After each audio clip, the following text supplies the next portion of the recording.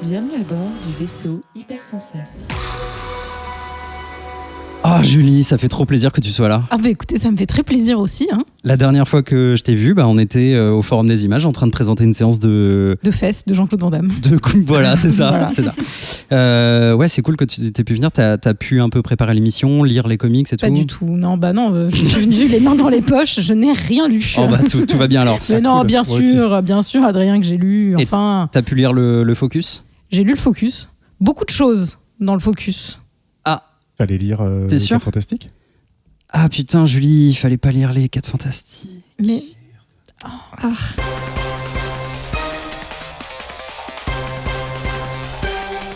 Bouya. Oh, regardez, ils savent tous toujours faire bouya. Bonsoir, soyez les bienvenus dans Comics Podcast, votre aventure sonore dédiée aux comic books et leur multivers diffusé comme chaque quinzaine dans les ondes cosmiques du vaisseau Hypersensas.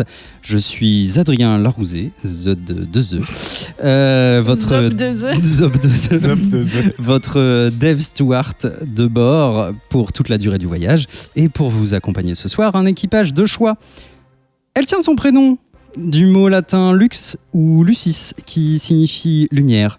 Douce et féminine, elle n'aura aucun de mal à vous séduire. Sociable mais indépendante, elle aime préserver son intimité et séparer vie professionnelle et privée. Ses dons de diplomate l'aideront dans sa quête. Cette boule d'énergie est difficile à suivre. Elle s'accorde de rares moments de calme pour méditer et faire le point sur ses envies. Méticuleuse, elle n'aime pas le désordre. Elle est aussi très droite et ses amis pourront compter sur elle à n'importe quel moment. C'est Lulu. Source. Ah, c'est moi. Le journal des femmes. Signification du prénom. Lucie. Je crois que c'était plusieurs personnes. D'accord. Non, c'est la même personne, mais voilà, selon le journal des femmes, tu es tout ça à la fois. Fort bien. Tu es un petit peu toutes les femmes de la vie, d'une vie en de elle quelqu'un. réunie. de la vie de quelqu'un. Comment tu vas, Lulu ? Ça va bien, ravie d'être de retour au studio. Et oui, on est de retour au studio ce soir et ça fait très plaisir car normalement le son est quand même de meilleure qualité et moi j'en aurai pour moins longtemps à monter. Ça tombe bien parce que l'épisode sort demain. Demain, j'ai 12 heures top chrono. On se croirait un petit peu dans un film de Nicolas Cage. Est-ce que tu lis des choses toi, en ce moment ? Non, je lis pas grand-chose, je regarde plus des choses. J'ai regardé le premier épisode de Loki ce matin. C'était voyons. fort bien. Et je regarde aussi un peu les vidéos d'Elsa Chartier sur YouTube. Ah oui. Qui sont d'excellentes factures et que je recommande. Elle coûte cher, donc ? Non, elle parle vulgairement. Non, c'est une blague, personne n'a rien. La blague d'Adrien. Oh non, pas de facture. Oh là là. C'est noté dans ton conducteur, ça ? Non. Tu sais qu'il n'y a pas les c'est une véritable impro. Il n'y a pas les punchs de Van Damme dans celle-là. Non, tu mais les rajoutes. Tu peux peut-être la rajouter. Je pourrais. Allez, effectivement. crossover. Écoute, tout est possible. De quoi tu vas nous parler, toi, ce soir ? De Vallée du cul. La vallée du cul, eh bien écoute, c'est parfait. J'ai hâte d'en savoir plus. Son prénom lui vient du latin Antonius, qui veut dire inestimable en français. Sympathique, enthousiaste, il aime partager ses idées, communiquer et échanger avec son entourage. Et cela lui réussit. Conscient de cet état de choses, il a souvent besoin d'une personne lui rappelant qu'il n'est pas le centre du monde. Oh putain. Mais n'allez pas penser qu'il est égocentrique. Pas du tout. Point. Il est généreux et toujours bienveillant. Ce pacifique dans l'âme déteste les conflits. C'est que Truss. Source, le journal des femmes. Signification du prénom Antoine. Incroyable, c'est tout moi. Tu t'es retrouvé ? Oui, complètement. Ouais. Mais du coup, c'est pas le Je me journal suis des trouvé, je hommes pense. qui fait les prénoms masculins. C'est Écoute, le journal des femmes qui s'occupe de tout, encore une fois. Ouais, voilà. La charge mentale. Est-ce que tu lis des trucs en ce moment ? Ouais, je lis Moutafoukaz 1886. Ah. Et Ouais. donc, t'es près du... C'est bien. Merci. Bon, mais j'étais pas sûr de continuer, mais maintenant que tu me dis que c'est bien, je vais continuer. Oui, je confirme. Ouais. Est-ce que tu peux nous teaser un tout petit peu ce dont tu vas parler ce soir ? Ouais, je vais parler des trucs de corbeau. Des trucs de corbeau. Mm. Très bien. Hâte de savoir de quel bois les corbeaux se chauffent. Exactement. Son prénom est dérivé de Julius, le nom d'une importante famille romaine de l'Antiquité, descendante d'Énée, princesse légendaire de Troie. Solide, elle est parée pour affronter la vie. Elle sera à l'aise en société et assidue au travail. Elle a également un tempérament très créatif. Mais surtout, Elle est une fan pleine de joie de vivre, beaucoup d'humour. On ne s'ennuie pas avec elle. Sans nouilles. On ne s'ennuie pas avec elle. Jamais. Qui ne manque pas une seule occasion de mettre de l'ambiance dans le groupe. C'est Juliana. Source, le journal des femmes, signification du prénom Julie.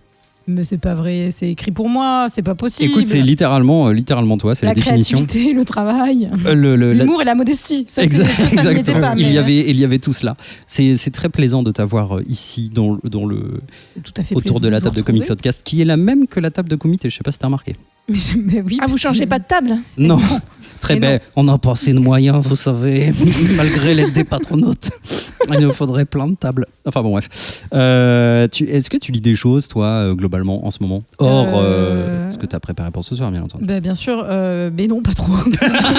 Bien entendu, mais que non, en effet, non. Je n'ai que peu de temps. Je n'ai même pas eu le temps de regarder le premier épisode de Loki et j'ai grand hâte. J'ai vraiment grand hâte. Il est sorti il y a moins de 24 heures, on pourrait dire, presque. Il est pas sorti Ah oui, si, c'est vrai. Donc, non, hélas, je n'ai pas vu ni lu grand-chose. Voilà, je suis désolée, j'ai pas trop de reconscience parce que je suis dans le travail. Ben voilà, comme le dit le journal des femmes. Bah tout à fait. Exactement. Oui. Et ce soir, toi, tu vas nous parler de quoi? D'un truc qui dirait quoi? De ciel ensanglanté. Oh là là, les ciels ensanglantés, ok. J'avoue. Alors, vallée du cul, chose de carbo, ciel ensanglanté, très bien. Leur nom vient des personnes qui écoutent un discours, un cours, une émission radiophonique ou un concert. Ce sont les auditeurs et auditrices patronautes qui nous écoutent actuellement sur le Discord. Bonsoir à vous. Alors, pas mal de films et de séries tirées de comics en ce moment. L'avant-dernière sortie, avant Loki d'ailleurs, c'est l'histoire d'un gamin qui va pas rester tout seul dans ce bois, avec des bois de serre. C'est Sweet Tooth. On a regardé les 3 premiers épisodes et on vous en parle ce soir dans le Hors les Bulles. Mais juste avant ça, et parce qu'on aime bien avoir chaud et rougir des joues, on suivra Lulu dans Sunstone, qui sera notre focus. C'est toi dedans? Oui. Oh putain. La vache. J'ai changé de nom. J'aime mieux le bouquin, d'accord. Et avant de passer lentement... Je me suis lissé les cheveux. Tu t'es... Ah d'accord, très bien. Avant de passer au review, je vais vous demander si vous êtes prêts. On est prêts. Donc. Ils sont prêts. Alors, Comics Podcast 169, c'est parti.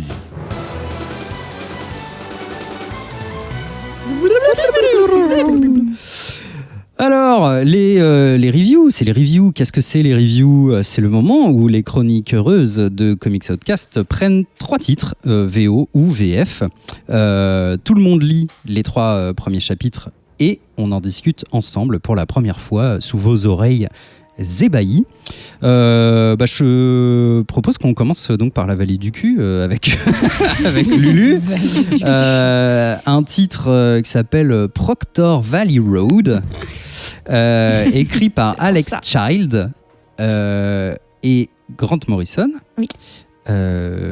Artisté, comme on dit dans le métier, par Naomi Frankis et qui est sorti en mars chez Boom Studio.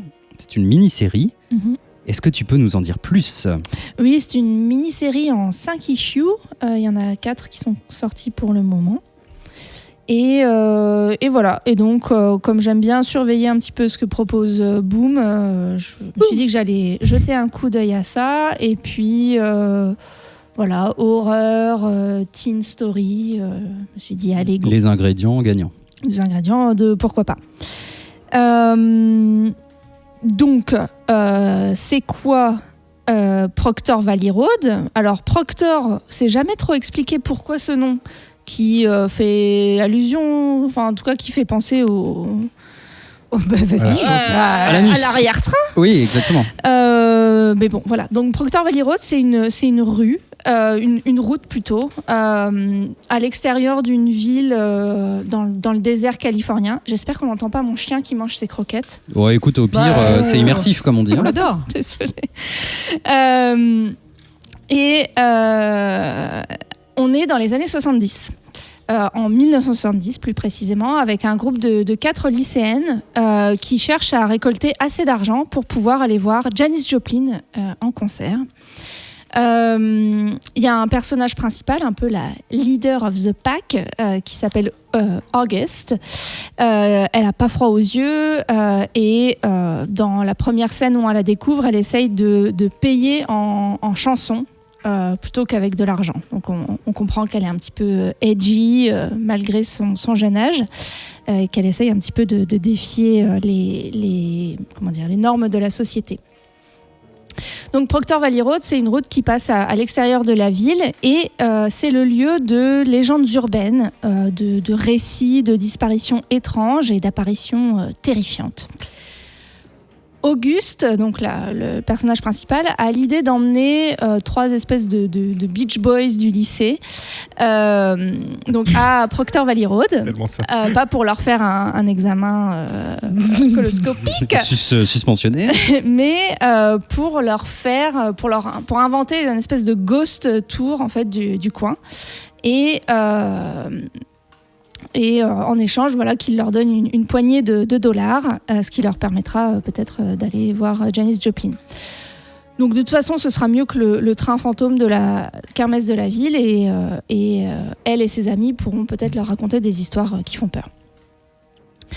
Arrivés sur place dans leur combi Volkswagen qui semble tout droit sorti de Scooby-Doo, les trois jeunes hommes un peu matu-vus, un peu forts à bras, se font attaquer respectivement par un coyote qui marche sur 2 pattes, un énorme taureau bardé de chaînes et une voiture qui se conduit toute seule mais qui n'est pas un produit d'Elon Musk. Donc l'horreur bien réelle frappe le groupe. Les 4 jeunes filles se retrouvent, elles, plongées dans le noir. Et dans une veine horrifique assez classique, il y en a une qui dit à l'autre « Aïe, aïe, machine, me serre pas comme ça aussi fort la main !» Et une voix dans la nuit répond « C'est pas ta copine qui te serre la main, oh mon Dieu, c'est nous qui te serrons la main !» Et bien sûr, hurlement strident et aïe, aïe, aïe, on a peur. Bon, je vous en raconte pas beaucoup plus parce que c'est une mini-série, donc voilà. En gros, là, c'est ce qui se met en place dans la première issue. Est-ce que je donne mon avis tout de suite ? Oh, tu peux. Déjà, moi, j'ai une question curieuse. Oui. Pourquoi as-tu choisi ce titre ? Pour Boom. Oui, c'était une très bonne raison. Ouais. Et puis voilà quoi. Est-ce que le nom de Grant Morrison peut bien t'attirer ? sûr. Oui. Alors effectivement, donc Grant Morrison, un Grant de l'industrie des comics. Allez, on y va. Et effectivement, ouais, j'étais curieuse de voir. Après, je trouve pas qu'il y ait une touche particulière. Enfin, je sais pas. J'ai vu des liens éventuellement avec l'approche de l'horreur et comment dire, un peu du ton qu'on retrouve notamment dans Happy. C'est-à-dire un rapport à l'horreur qui est assez décomplexé, assez drôle, assez cynique, où c'est acté qu'il y a des trucs horribles qui se passent. Les personnages, il n'y a pas vraiment de moment où les personnages résistent et se disent non, c'est pas possible. En fait, tout de suite, ils embrassent l'horreur. Pas le temps de niaiser. Pas le temps de niaiser et ils se mettent tout de suite en mode fight. En particulier, ce personnage de lycéenne qui est complètement piffé parce que elle a peur de rien. Elle se retrouve face à des coyotes et elle vole une voiture de police. Elle prend un shotgun. Elle y va quoi. Et donc voilà, ça c'est peut-être un peu la touche Grant Morrison, mais j'ai pas trouvé non plus que c'était renversant. Tu n'as pas été renversé comme une crème. Comme une crêpe, comme une crème renversée. Mais oui. Qu'aurait dit Ben. Qu'est-ce que qu'aurait dit Ben à ce moment-là ? Je ne sais pas. Juliana, tu as lu ce comics également ? Alors je l'ai lu également. Moi j'aime bien les années déjà dans lesquelles ça se passe. Ouais. Ça m'a jeté bien. Ça sert à quelque chose le fait que ça se passe dans les années 70 ? Moi je trouve que pour le coup on l'a moins vu. Enfin il y a eu, moi je pense à Stranger Things aussi parce que c'est les années 80 et il y a un côté, j'ai l'impression qu'on a tellement usé les années 80 que finalement du coup revenir un cran en arrière c'était pas bête. C'est pas plutôt idiot, les 70, moi je trouve. non ? Ouais, c'est Oui, c'est ça, ouais. 1970. Ah oui, c'est ça, pardon, ouais. oui. Justement. Mais c'est pour ça vraiment que je trouve utilisé ça- en plus parce que. Oui, ça ouvre sur une chanson, une chanson d'époque, vous verrez en lisant. Mais il y a un côté. Enfin, moi, je trouve que c'est assez chouette aussi. Enfin, l'ambiance est plutôt cool. Les persos sont bien. Moi, j'ai trouvé assez attachantes. Alors, c'est vrai qu'elles ont pas peur de grand chose, mais en même temps, moi, je suis assez pour. Et il y a des trucs un peu cracra quand même de temps en temps où je fais bien cracra. Dans l'horreur, tu veux ouais, dire ouais, il y a un truc avec des vers, vous verrez à un moment, et qui j'ai fait. Très bien dessiné d'ailleurs. Donc Ouais. ça marche. Donc ça, c'est le pari gagné, un peu. Non Ouais, franchement, je trouve ça pas mal. Après, ça m'a pas transcendé comme une crème transcendée. Oui, bien sûr. Mais j'ai pas trouvé ça désagréable à Non, lire. c'est Au assez contraire, plaisant, ça m'a emporté quoi. Et donc, vous en avez lu Ça m'a un peu 3 fait sur penser 5, à c'est ça Paper Girls aussi. Oui, voilà, Oui. c'est un peu Lumberjanes, rencontre Paper Girls, un peu ces groupes de Groupe de filles, copines. lycée. Et ça va, l'aspect mini-série vous fait pas peur en termes de rythme? L'idée que ça se termine dans 2 Non, justement parce que ça niaise pas, il prend pas de Ouais. détour, il y va. Ça démarre très vite. Donc ça Ouais. ressemble à une Oui, mini-série, quoi. Ouais. Oui. Et c'est pensé comme tel. Et j'aime bien les dessins. Même, Les couleurs. même dans le rythme en fait. Dans le Parce- rythme Parce qu'il n'y a pas réellement de fil conducteur. Enfin, il y en a un, évidemment, qui est dans l'horreur. Mais le découpage est très bizarre, en fait. J'ai trouvé, je sais pas ce que vous en avez pensé. C'est que tu sautes très vite du coq à light très rapidement. et en fait, tu as des scènes, je sais pas, quotidiennes, on va dire. Et d'un seul coup, ça tombe dans l'horreur. Puis hop, ça revient. Puis ça retombe dans l'horreur, ça revient. Tu as les interviews avec les policiers. Donc en fait, tu as Moi, ça m'a dérangé un petit peu, ce problème de rythme-là. C'est-à-dire que Ok. c'est pas Patch Turner, tu vois, et t'as pas envie. Je sais pas comment dire, quoi. T'as pas une fluidité dans le récit. T'as du mal à accrocher Par contre, les personnages sont tous géniaux. C'est vraiment tous et toutes des petits cons et des petites connes. Et c'est hyper rafraîchissant. C'est mortel. C'est-à-dire qu'ils ont pas la langue dans leur poche. Ils la sortent un peu tout le temps et ils ont rien à foutre, quoi. C'est Et- pas ma langue que tu tiens. Non, c'est vrai que c'est pas lisse, en tout C'est cas pas au lisse. niveau Ouais. des Ouais. persos et des dialogues. Quoi. Ouais. Ouais, on ressent Morrison là-dedans, quoi. Ça se voit, quoi. Et ça, j'ai vraiment apprécié, quoi. C'est vraiment des sales gamins, mais en même temps qui ont du fond et à qui tu t'attaches très très vite, quoi. Par exemple, tu as aussi le frère d'une des nanas de la bande qui est anti-Vietnam. Et je trouve ça vachement intéressant la façon dont il amène ça et comment ils affirment leur opinion, etc. Enfin, anti-guerre du Vietnam. Anti-garde du Je Vietnam. déteste le Vietnam, putain. Ah, je crois qu'il aime pas du tout le Vietnam non plus. Et c'est pour ça qu'il veut pas y aller. Et ça, c'est cool en fait. C'est que tout est très tranché, toutes les opinions sont très tranchées. C'est pareil quand tu rentres dans l'horreur, tu rentres d'un coup. C'est tout le temps des coups dans la gueule en fait. Et ça, c'est très agréable, mais c'est au détriment d'une fluidité dans le récit, quoi. Alors, je pense que justement le fait que ce soit une mini-série, c'est très bien. C'est-à-dire que tu vas lire ça comme ça, sans attendre une grande histoire, une grande épopée. Est-ce que ça empêche le comics de porter un message, ou est-ce qu'il a l'air de porter quelque chose? Non, c'est quand même ancré dans le contexte de la contre-culture donc des années 1970. Ouais. Donc le contexte des fortes contestations sociales aux États-Unis, mais c'est pas du tout développé, mais c'est quand même présent, en particulier donc la résistance à la guerre du Vietnam. On sent aussi quand même un peu une touche contemporaine, c'est-à-dire que c'est des personnages qui sont, je sais pas comment dire, mais qui sont woke, Oui, comment le dire autrement, c'est full ça. diversité, Oui. et en plus, même dans leur façon d'être, de s'adresser, de se comporter les uns avec les autres, il y a une vraie modernité en fait dans le Mais dans les c'est rapports pas des persos. forcément anachronique parce qu'en Ouais. fait, dans les années 70, il y avait aussi déjà un Une peu cet ouverture esprit-là, d'esprit, donc, ouais, bien sûr. où toutes les luttes étaient complètement intersectionnelles, pour dire les Les mots qui fâchent. mots avec plusieurs syllabes. Mais t'as raison, c'est peut-être ça en fait qu'il y a tout le temps en demi-teinte, en teinte, en fond dans le comics. C'est tout le temps la contestation. Au début, t'as la nana contre la grand-mère qui lui parle trop mal. Elle lui fait un doigt, elle lui fait vas-y, tu vas nettoyer tes feuilles toute seule. Contre sa mère, tout ça. Non, c'est cool. Ouais. Nous on aime la contestation. Ouais, c'est ça. Contester, c'est vraiment un truc. D'ailleurs, j'aurais dû dire non. Non, bah oui. On non. déteste la contestation. Oui. Ah là là. Donc du coup, ça m'a l'air quand même d'être plutôt. Vous m'invitez à le lire, Franchement, Ouais, très c'est sympa. même si c'est pas. C'est une mini-série et ça fait pas semblant d'être autre chose. Et Ouais. du coup, ça, c'est pas désagréable. ça s'assume en tant que mini-série et c'est pas Exactement. une mini-série par accident. Ouais. Et donc ça, on ne peut que s'en réjouir. Et je vais avoir un post-disclaimer. On a parlé de Grant Morrison et je me souviens pas du tout des pronoms que j'ai employés. Ah, tu as dit c'est un grand. D'accord. Une grande. C'est compliqué, du coup. Ouais. Mais oui, Puisque effectivement. donc les pronoms de Grant Morrison sont they et them et je m'étais préparée mentalement et puis voilà, j'ai pas du tout.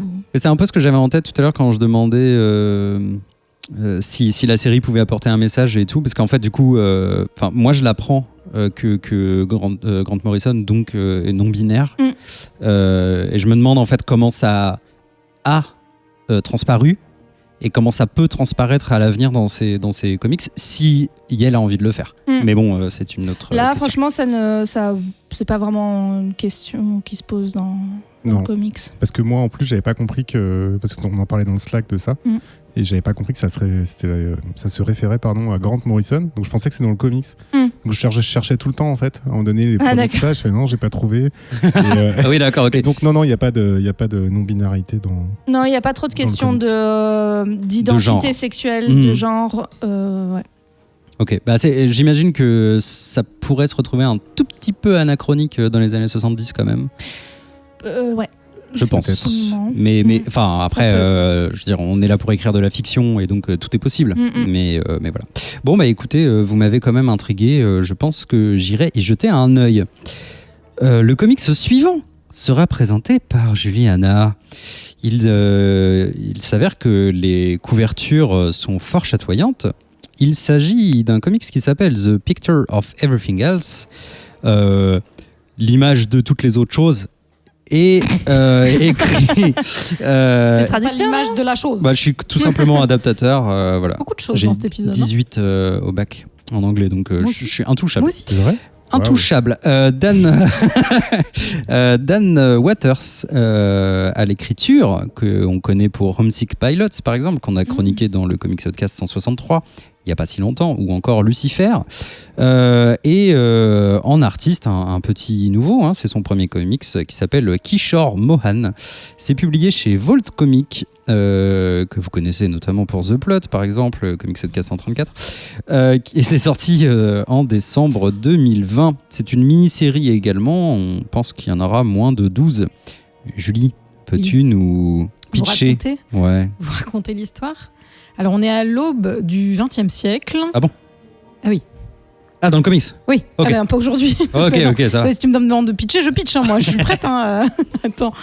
Et en gros, donc c'est un moment où on est, on va dire, une période un peu charnière dans le monde de l'art, si vous vous souvenez bien, si vous avez révisé vos cours d'histoire. Et en gros, il y a une espèce de vague de meurtres à Paris.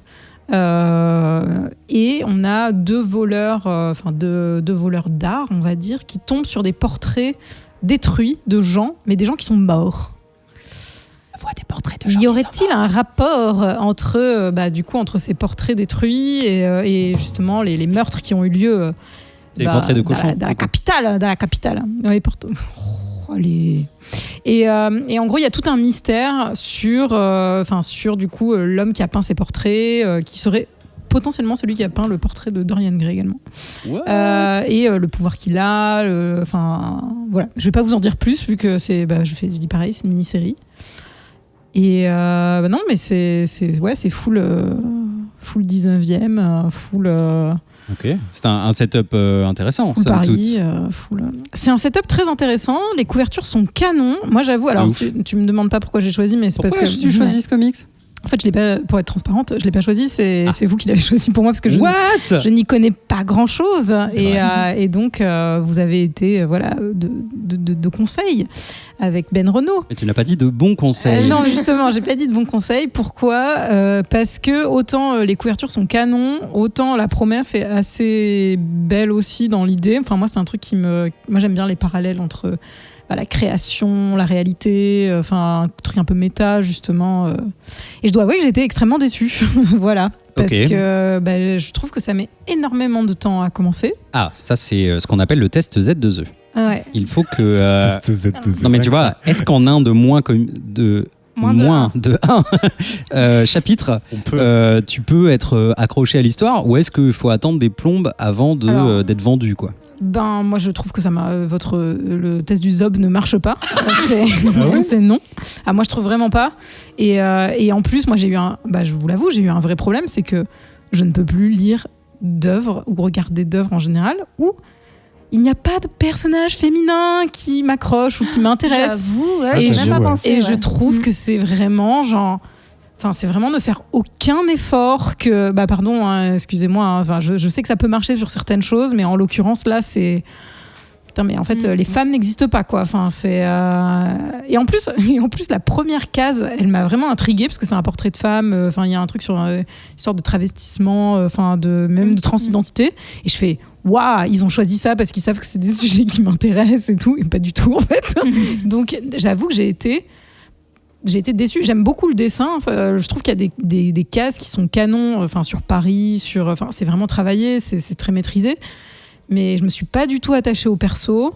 J'ai trouvé que c'était vraiment mou du genou. Et en fait la promesse pour moi de ce pitch, elle est pas complètement tenue, quoi. C'est voilà, j'ai été très déçue. Même s'il y a des cases où du coup il s'éclate parce qu'à un moment il y a le ciel de Paris qui est. Mais est-ce que c'est beau Rouge. alors? Et ben il y a des cases qui sont canons et en même temps je suis pas convaincue. Enfin en fait le problème c'est que vu que ça m'accroche pas du tout au niveau Difficile d'apprécier l'art. au niveau de l'histoire, je suis vraiment dubitative quant aux cases où je me dis. Oui, bon, bah, c'est bon, tu voulais faire des scènes de Paris avec du ciel rouge, enfin, t'as trouvé ton concept, mais tu l'as pas du tout creusé, en fait, t'es pas du tout allé au bout de. Enfin, alors peut-être ça s'arrange plus tard, j'ai lu que les 3 premières, du coup. Mais j'avoue, j'ai été très déçue. Très, très, très déçue. Je vois quelques planches et de savoir que donc c'est un premier comics, je suis Oui. quand même, pour le dessinateur, Oui. je suis un petit peu étonné parce que c'est quand même assez joli. Oui. Mais Bah oui. C'est semi-beau, quoi. semi-beau. C'est semi, ouais. Bah, pour un premier comics, ça m'a l'air quand même. Voilà. Alors, à qui je vais donner la parole ensuite? Eh ben, tiens, Kétrus, puisque tu fais le malin. Alors, moi, l'art, bon. Non, toi, t'en as pareil, pensé quoi? L'artiste, tout ça, moi, j'aime beaucoup l'art. Par Ouais. contre, ça parle d'homosexuel, alors bon. Non, j'arrête tout de suite, on n'est pas dans comics complètement bourré. Je suis un peu comme Julie, Anna, c'est que ça promet beaucoup de choses, et forcément, ça transforme pas. Ça marche pas tant que ça. Je sais pas comment te dire, moi, j'aurais bien voulu. En fait, c'est ce que je vous disais avant, c'est que j'aurais bien voulu qu'il soit en français. C'est-à-dire que le fait que ce soit un comics anglais, enfin américain, qui se passe au début du 19e siècle, au début du 20e siècle, pardon, à Paris, en parlant de Picasso, en parlant de tout ça. En fait, ça m'a dérangé. Je me suis dit, merde, en fait, j'aimerais bien le lire en langue française, ce comic. J'aimerais bien avoir quelque chose d'un peu plus parisien, parce que finalement, c'est pas si parisien que ça. C'est un truc un peu fantasmé. Et t'as pas beaucoup d'accroches dans Paris et dans la France, à part deux, trois références qui sont la ville, les monuments, Picasso à un moment donné. Mais oui, bon, ça pardon, va. je l'ai pas précisé dans le résumé, mais Ouais. effectivement, les 2 voleurs sont en couple, ce qui est assez, pour le coup, ce qui pourrait être novateur. Ce qui pourrait justifier Et l'absence être de chouette. femmes, par exemple. Mais ça fait un peu Ah cliché, non, mais quoi. c'est pas, hélas, c'est pas parce que enfin, Ah non, tu mais bon, pourrais- si je sais pas, si Oui. ça se concentre sur un couple homosexuel, tu pourrais te Oui, dire. mais tu peux quand même avoir d'autres personnages féminins. Enfin, l'un Oui. n'empêche pas l'autre. Mais je veux dire C'est par vrai. là que même moi, cette histoire d'amour. Enfin, pardon, je t'ai interrompu, Ah, mais vas-y, je t'en prie. en fait, je la trouve assez plaquée. C'est assez étrange. J'ai pas réussi à vraiment 100% y croire non plus. Enfin, je sais pas. C'était pas. Mais je trouve qu'ils l'ont pas. Ouais, elle manque un peu de relief en fait. Ces Ouais. histoires. Enfin, les 2 histoires, parce qu'il y en a 2. Au début, il est avec quelqu'un, puis après, il est avec un autre gars. Et c'est dommage parce que justement, sur sa deuxième relation, je pense qu'ils auraient pu faire quelque chose d'un peu plus profond entre la relation, l'artiste, le modèle. Je crois en plus qu'il est critique d'art, sa deuxième relation. Donc il y avait quelque chose à faire. À un moment donné, il y a une lettre de rupture. Bon, pardon, je spoil un peu. De ce critique d'art qui aurait pu être intéressante, mais la façon dont elle était mise dans le récit et découpée, j'ai trouvé un peu pompeuse. Et d'ailleurs, c'est un peu un avis général que j'ai là-dessus. Je trouve ça c'est un peu pédant quand même. Oui, je suis Ouais. d'accord. Ça veut un peu se la péter sur l'art, et en fait, Oui. ça va pas très très loin, quoi. Et des fois, j'ai fait un parallèle avec l'artiste. Je me suis dit, mais est-ce que c'est pour ça qu'il a fait beaucoup d'aquarelles partout et qu'il se la pète un peu? Enfin, il se la pète pas forcément, mais ça m'a gêné. J'ai fait, mais t'es pas en train un peu de t'en mettre en avant et de parler d'un truc, mais c'est un peu vite quand même. Et, Oui, en l'occurrence, c'est pas lui qui écrit. Non, c'est pas lui qui écrit, donc c'est pour ça. C'est Heureusement, vrai que c'est du coup. super pédant, quoi. Enfin, il y a un Ouais. côté, oui, l'art à Paris, C'est ça. 19e. Tu fais, ouais, bah ça va avec. Ouais, bah, c'est C'est ouais. peut-être encore plus bizarre, du coup, venant de gens qui ne sont pas français. Enfin, ça peut-être que c'est. Non, parce que ça peut être l'idée qu'ils se font de cette Oui, période-là à Paris, c'est ça, tu vois. de nous, Français. Oui, Mais, ouais. oui, non, mais oui. Enfin, Mais pardon, nous de aussi, lire de notre point de vue. Je pense Ouais. que nous aussi, on a des fantasmes par rapport à cette période-là qui est pas Bien du sûr, tout, même parisien. ouais, Oui, oui. qui est pas du tout bonne, quoi. Et puis voilà, donc c'est l'histoire surnaturelle qui vient dessus. Moi, ça m'a. Moi, justement, j'ai trouvé que, et je crois que c'est à la fin du premier. Hein. Et ça, j'ai trouvé waouh, mortel, tu vois. Et puis Oui, au mais ça début du retombe un peu, deuxième, non? Ouais, c'est ça. ça retombe complètement. Ça ressemble Et ça repart dans des discussions un peu vides sur l'art et, en général. Donc, Et un peu mensongère, pardon, je regarde cette couverture avec, Ah oui, des avec les méga tentacules. Parce que Que dalle. Ben, qui je pense a autant préparé cette émission que moi, a marqué comme question est-ce que vous aimez les tentacules à la base Donc en fait, mais il y en a Mais pas. il y en il y en a a pas. pas. Très Il y en a bien, pas, ouais. très bien. Donc. Enfin, Ouais, moi zéro. aussi, c'est. Enfin, j'aime pas quand on me ment sur ce que. Ah, ça c'est moche. Surtout quand c'est des histoires de tentacules. Genre, j'aime beaucoup les tentacules. Pas et, qu'on me mente au sujet des tentacules. Donc pas ouf, quoi. Lulu, Ouais, non, bah écoute, j'étais un peu dans la retenue parce que je veux pas bâcher pour bâcher. Mais ça, je crois que ça rentre dans la catégorie des comics qui veulent faire référence à des grandes œuvres de la littérature et qui pètent plus haut que leur cul et qui n'y arrivent pas. Et là, en l'occurrence, donc c'est le portrait de Dorian Gray d'Oscar Wilde, mais qui en plus le réécrit totalement. Enfin, dans le roman, le personnage du peintre se fait assassiner par Dorian Gray. Et là, en gros, en fait, le concept, mais qui apparaît dans l'issue 3, et pendant 3 issues, tu dis, mais qu'est-ce que c'est que ce bordel? Parce que il name drop le nom de Basil Howard, donc qui est le peintre dans Dorian Gray. Et donc tu dis, ah d'accord, ok, c'est ça. Mais pourquoi il est vivant? Parce que normalement, il se fait assassiner par Dorian Gray, donc il disparaît complètement, et voilà. Et là, il est vivant. Je dis, bon, d'accord. Mais en fait, ce qui est fait de ce personnage-là est pas très très intéressant. Il retourne le truc en disant oui, alors en fait, donc c'est pas ce qui arrive moralement au personnage qui devient visible sur l'œuvre, c'est ce qui est fait avec le tableau qui arrive au sujet en gros. Mais déjà, pardon, hein, Tu enfin, dis, c'est pas ton bah, explication, mais ok, déjà mais- c'est chiant. Enfin, tu vois ce que je veux dire? C'est pas du tout ton explication. Au Si, contraire, c'est c'est ce qu'ils contre veulent Lulu. raconter, moi, que je trouve hyper. Enfin, Ouais. tu fais, mais pourquoi en fait? Enfin, il y avait tellement de Mais- matière à mais faire c'est ça. un truc cool. Et c'est noyé effectivement dans des réflexions un peu pompeuses sur l'art à la fin du 19e siècle. Et effectivement, il y a l'arrivée de la photographie, il y a l'arrivée du cinéma. Et c'est pareil, c'est un peu name droppé aussi. C'est Mais c'est genre pas- 1895, je déménage à Paris et premier visionnage, des films des Lumières. ah Oui, mais du coup, entretien Et avec un en vampire, fait, je connais. ils ne font rien avec, quoi. Même l'expo Mais c'est ça. universelle aussi. Ouais. Mais oui. T'as un petit truc, un Picasso. Ouh là là, à mon le avis, métro. Et oui, et T'as puis un t'as peu- Picasso qui Qui a apparaît, un qui flingue, est un gros con. ouais. Enfin, mais- Moi, si j'étais prof, certes, mais... je dirais que t'as un peu survolé ton sujet et t'as voulu te la, c'est péter ça, et que Moi, je m'en fous, clairement. mon bac, je l'ai. Hein. Mais non, mais c'est un peu genre. Tu sais, j'imagine trop un étudiant qui se ferait un truc de Paris. Oh, je vais vous vendre ce projet avec l'Expo Ouh là universelle, là. l'arrivée du cinéma. Et en fait, c'est creux, quoi. Enfin, tu l'utilises pas. Enfin, Donc Ouais. c'est Emily in Paris qui a mangé Oscar Wilde. Oscar Wilde. exactement. Et tous les personnages C'est se ça. ressemblent et ils ressemblent tous à Oscar Wilde. Oui. C'est pour ça aussi, je Très crois bien. que j'ai eu du mal à rentrer dans les différentes histoires d'amour. Ouais. C'est parce qu'il y avait un moment où je faisais attends, mais je ne comprends plus qui est qui. Et du coup, moi, je me disais, ouais, non, mais c'est une réflexion peut-être sur le double, toi, le doppelganger. Et C'est en un fait, peu non. ça dans Non. le portrait de Dorian Gray. Non. Pas du non. tout. Non, Très bien. c'est pas. Donc la nostalgie des années 70, ça peut marcher. La nostalgie des années 1900, J'ai pas vécu du tout ça comme ça. hein. bif bof. C'est pas comme Bah, ça en tout que cas, tu te quand t'es une rappelles, femme, t'as pas trop, tu préfères retourner dans les années 70 que dans les années 1900, je pense. Mais En Exactement. vrai, c'est Potentiellement. Très bien, donc c'était notre avis sur comment ça s'appelle The The Picture of Picture. Everything Else. Ouais. plus fun. Même le titre est chiant. Même Pardon. le titre il est chiant, j'avoue. Alors en parlant de titre chiant, The Unkindness of Ravens, Putain, ça. la malgentillesse des corbeaux. Alors, Malgentillesse, si, c'est corbeau. je sais pas si tu vas l'expliquer ou pas. Ce Le titre Les Ravens?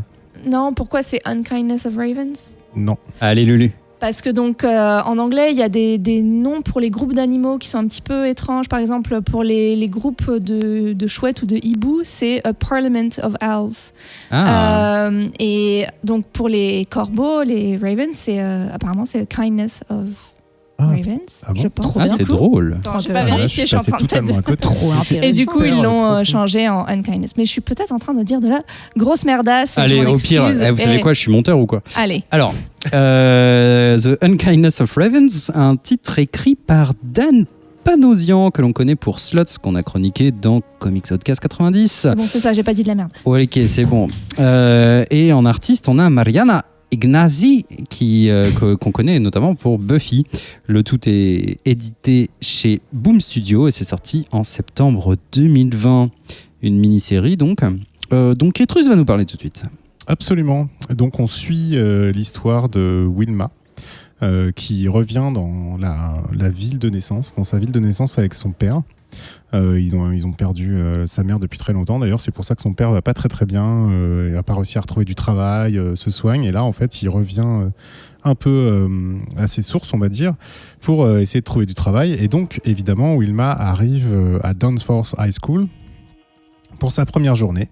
Voilà, et tout le monde la regarde bizarrement. Elle ne sait pas trop pourquoi, c'est assez étrange, tout le monde lui jette des regards.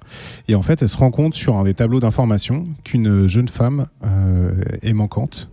Et j'ai oublié son nom, aidez-moi, Waverly, c'est ça. Et qui lui ressemble en fait comme deux gouttes d'eau, donc qui est une étudiante qui a disparu il n'y a pas très longtemps.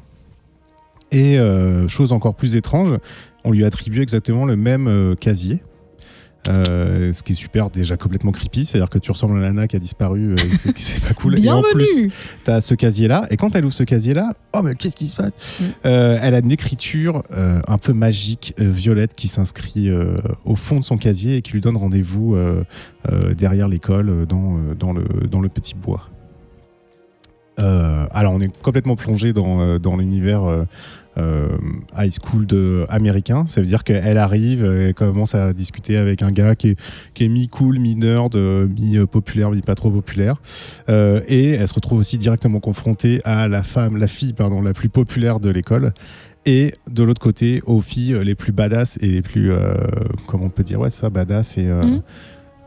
Je trouve pas le mot, aidez-moi. Mauvais cul. Rebelle. Ouais. Mais cool un peu. Rebelle, Ouais. mais cool, voilà. Mais ultra badass. Donc en fait, elle est un peu partagée entre ces deux groupes-là. Et chose assez étrange, ces deux groupes lui font entre guillemets la cour et veulent lui parler après l'école.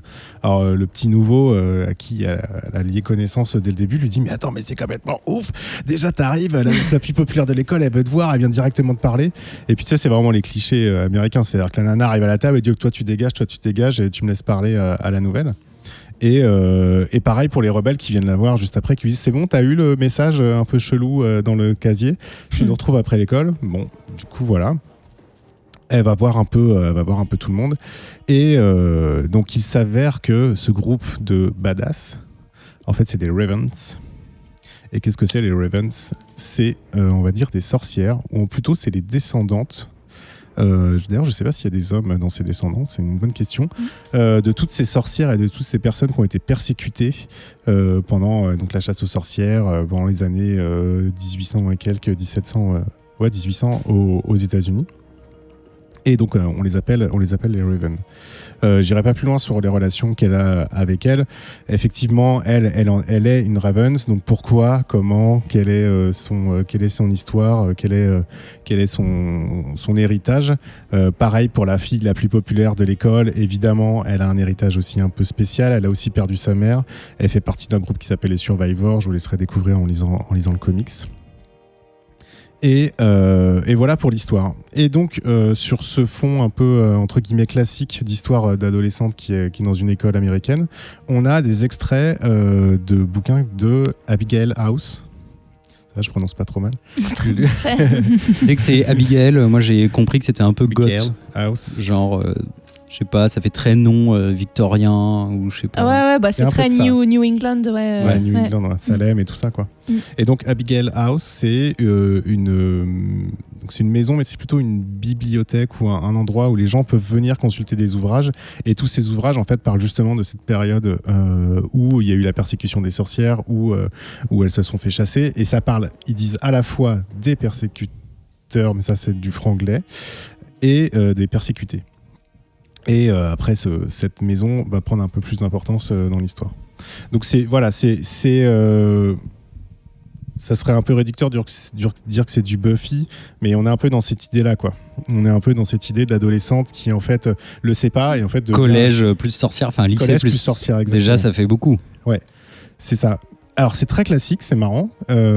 Moi, j'ai vachement accroché. J'ai trouvé que c'était justement au niveau de la fluidité de l'histoire, la narration, ça va tout seul, ça coule de source. C'est assez, les dialogues sont pas trop couillons et justement par rapport à une histoire d'adolescent, tu pourrais t'attendre à avoir ça, avoir des trucs un peu creux, un peu bateau, et en fait pas du tout. Je trouve que les caractères des personnages sont assez bien décrits, sont intéressants.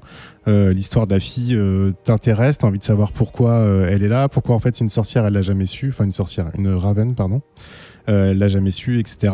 Qu'est-ce qui va se passer avec la fille la plus populaire, quelle est cette famille, etc. Donc voilà, je vais pas en dire plus parce que je pense que je risque de spoiler. Moi j'ai beaucoup apprécié, je pense que je vais lire la suite avec... Il va tout lire. Ouais, je vais tout lire, je pense, parce que d'habitude j'en lis pas souvent en plus. C'est une mini-série, donc il ne reste plus que deux épisodes, tu le sais. Mais tu peux quand même tout lire. Mais ça ira ou pas? Est-ce que tu seras triste? C'est beaucoup, c'est pas beaucoup? Non, c'est très bien, parce que j'ai pas non plus envie de me taper 20 issues de ce genre d'histoire. Un amour modéré. Mais si tu veux, en fait, c'est marrant parce que je crois que j'aime bien aussi ça depuis Midnight Tales. Les histoires de sorcières et tout ça, voilà, je kiffe. Et effectivement, là, il y a beaucoup de personnages féminins et des personnages féminins forts, et ça, c'est cool. Et moi, j'aime beaucoup ça dans les comics depuis assez longtemps. Donc là, c'est assez présent. Et juste avant de passer la parole, je vais juste parler du dessin, qui est à la fois, je trouve que c'est old school, mais mis au goût du jour. Je saurais pas, c'est dommage qu'il n'y ait pas Ben, je pense qu'il pourrait nous en dire beaucoup plus là-dessus. C'est-à-dire que c'est un dessin que tu peux retrouver dans des vieux comics. Tu vois, Archie par exemple, tu pourrais avoir ce genre de trait, mais c'est pas exactement ce genre de trait, c'est pas aussi vieillot. Et peut-être que la mise en couleur aussi aide beaucoup à un peu moderniser ce style de dessin. Donc voilà, moi j'ai vraiment apprécié. C'est pas le comics du siècle, mais ça se lit bien et t'as envie d'avancer dans l'histoire. Je vais passer la parole à Lulu. Lulu, toi t'es un peu une Buffy Girls ou pas trop? Vite fait. Non, j'ai découvert sur le tard, pas plus tard que l'année dernière d'ailleurs, parce que j'ai déjà dit, mais la 6 ne marchait pas chez mes parents quand j'étais petite. Sortez le violon. Mais effectivement, on sent un peu toute cette culture-là qui est très présente. Aussi, bien sûr, Sabrina, tout ça. Oui. Ouais. Et je trouve que ça n'arrive pas tout à fait à se démarquer justement de ces sources d'inspiration, et que ça reste un peu générique, moi, pour ma part. Que ça propose pas forcément quelque chose de très nouveau. Complètement, ouais. Ouais. J'avais l'impression que, donc, avec le comics que j'ai présenté, qui était Proctor Valley Road, c'était assumé. C'est-à-dire qu'ils savaient que c'était de l'horreur cliché, que ça empruntait des poncifs, mais ça le faisait de façon consciente. Non, mais je vois ce que tu veux dire. Ça révolutionne pas le genre, ça c'est sûr. Mais, ouais. Et là, j'ai l'impression que peut-être ça fait un peu semblant de pas voir que c'est pas très... original. Nouveau. Je sais pas comment dire, mais... Tu crois ? Non, moi je crois juste qu'il a voulu écrire... Donc c'est pareil aussi, que c'est assumé et que... Bah j'espère. C'est un classique. Non, bah, j'espère aussi. Mais je l'ai moins senti. Après, tu vois... Je vois ce dont tu parles, ce moment où t'es dans l'hommage et t'assumes, mais en même temps, ça se voit pas de ouf, parce que t'as pas poussé les curseurs à fond. Je trouve que tu as une petite particularité quand même avec l'Abigail House, tout ça. Je trouve que ça amène un petit quelque chose de plus que tu retrouves pas forcément. Alors ça, moi, je dois dire que pas amené comme ça, quoi. Mais dans les 3 premières issues, tu vois où ça va avec cette baraque, parce que moi, là, les passages, j'en ai lu 4. Les passages un peu narratifs, j'étais là, ok, ça donne du background, mais moi, c'est surtout la génération des parents. qui m'intrigue aussi Ouais. Je suis et qui a moins Oui, dans oui, les en fait qui a moins dans le jeu. Après j'ai pas lu Sabrina et j'ai pas enfin mais je trouve en tout cas sur du Buffy ou des trucs comme ça, il y a pas cette espèce d'héritage et de mythologie qu'on a un petit peu là et que je trouve intéressante.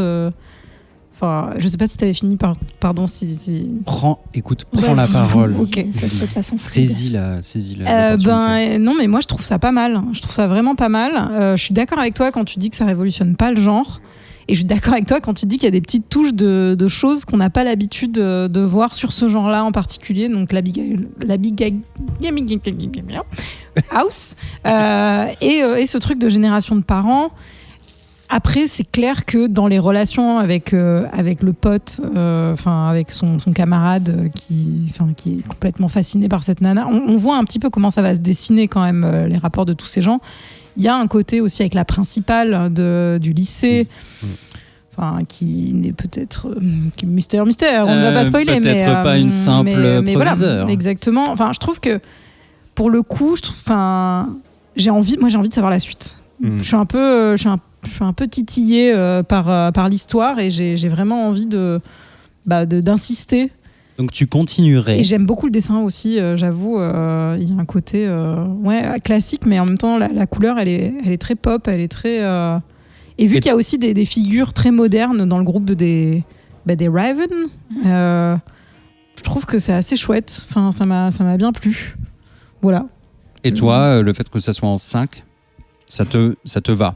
Enfin, si Moi, ça se finit dans 2... J'ai pas le temps de niaiser. J'ai pas le temps. Donc, ça me va. Ça me va. Je partirai pas. Enfin, moi, je sais que ça peut pour le coup pas me bloquer parce qu'il y a plein de choses que j'aime et qui perdurent à travers le temps, dont Saga. J'adore Saga. Par exemple. Pour le coup, ce serait une erreur de Personne faire dégoût. une série longue en fait. Oui. Parce que c'est pas révolutionnaire dans le Justement, dans le ouais. genre, quoi. Et donc, ce que ça apporte de non révolutionnaire suffit pour vous à lire cette série, Oui. cette mini-série. Après, moi, il y a un autre truc peut-être qui me titille, c'est que je vois vraiment la passerelle à série. Je sais pas comment expliquer ça. Enfin, j'ai l'impression que c'est fait Écrit pour être adapté un petit peu. Il y a un côté où tu vois presque la série Netflix au hasard, quoi. Mais ouais, non, mais j'ai l'impression que c'est un peu. Mais bon, c'est pas dérangeant parce que la lecture est pas désagréable. Mais en fait, je le vois. Enfin, je le vois adapté déjà. Après, tu vois, c'est comme il y a des séries, ça ressemble déjà à d'autres séries et tu le regardes avec plaisir parce qu'il y a une modélisation, parce qu'il y a un bon flow, tu vois. Et là, je trouve que c'est ça, tu vois, les transitions entre les scènes, elles sont agréables, ça marche bien, quoi. Et on n'a pas cité The Craft, mais c'est très The Craft aussi. Enfin, ce film. Qu'est-ce que The Craft? Vous connaissez pas ce film, The Craft, avec Non. les sorcières, avec Neve Campbell? Ah, je vous laisserai découvrir. je vous laisserai. Je vous laisserai découvrir. Charles Eddy, si tu nous entends. Exactement, sûrement une chronique pour Cinécure, j'imagine.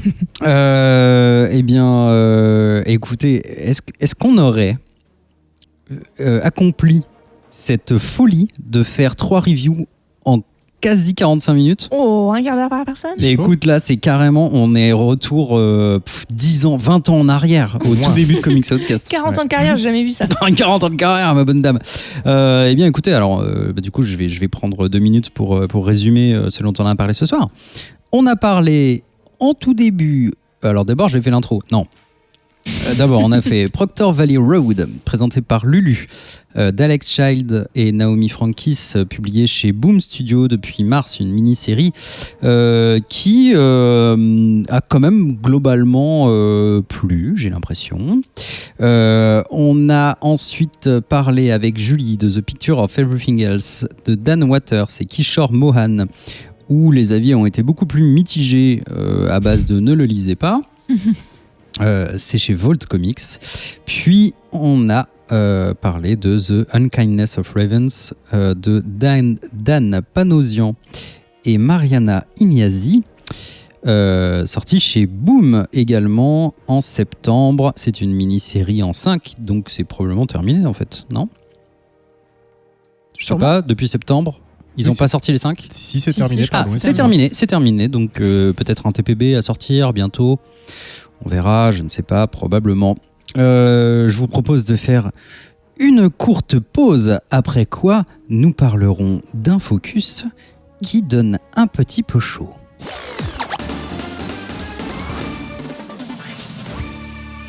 Numéro 169. Ce soir, on est là, Radio Libre, pour traverser la France ensemble. Et qui dit 169 Pénétrer la dit France. 69. 69, comme vous le savez, c'est surtout le département du Rhône. Bien sûr. Si vous êtes concessionnaire et que vous vous appelez Marcel à Bagnoles, si vous êtes maroquinière à Caluire-et-Cuire, si vous vous prénommez Al à Craponne, si vous êtes parti à Haute-Ivoire, non, bon, en vrai c'est Haute-Ivoire mais c'est quand même marrant, si vous êtes auditrice de Comité à Julienas Grignon, J'ai cru que ça s'appelait Comité. Julienas Grignon. C'est un peu... Allez, si vous êtes Stéphane à Léchère, si vous êtes reconnaissant à Marcy, si vous êtes ophtalmo à Mézieux, si vous êtes une Lannister à Sarcy, si vous êtes le fils de Poséidon à Thésée, antimilitariste à Trèves, ou encore que vous êtes Ben à Renault. Non, il s'est Yes. autocité, le mec. Eh bah, Moi, je vais écoute, réécouter l'émission parce que j'ai pas compris la blague sur Julienas, mais c'est pas grave. Juliana Grignon. Julias. Moi, je la réécouterai. Donc Là, voilà. vous me regardez tous, ça me stresse, je comprends encore moins, quoi. Si vous êtes dans ces coins-là, vous pouvez nous suivre sur les réseaux sociaux.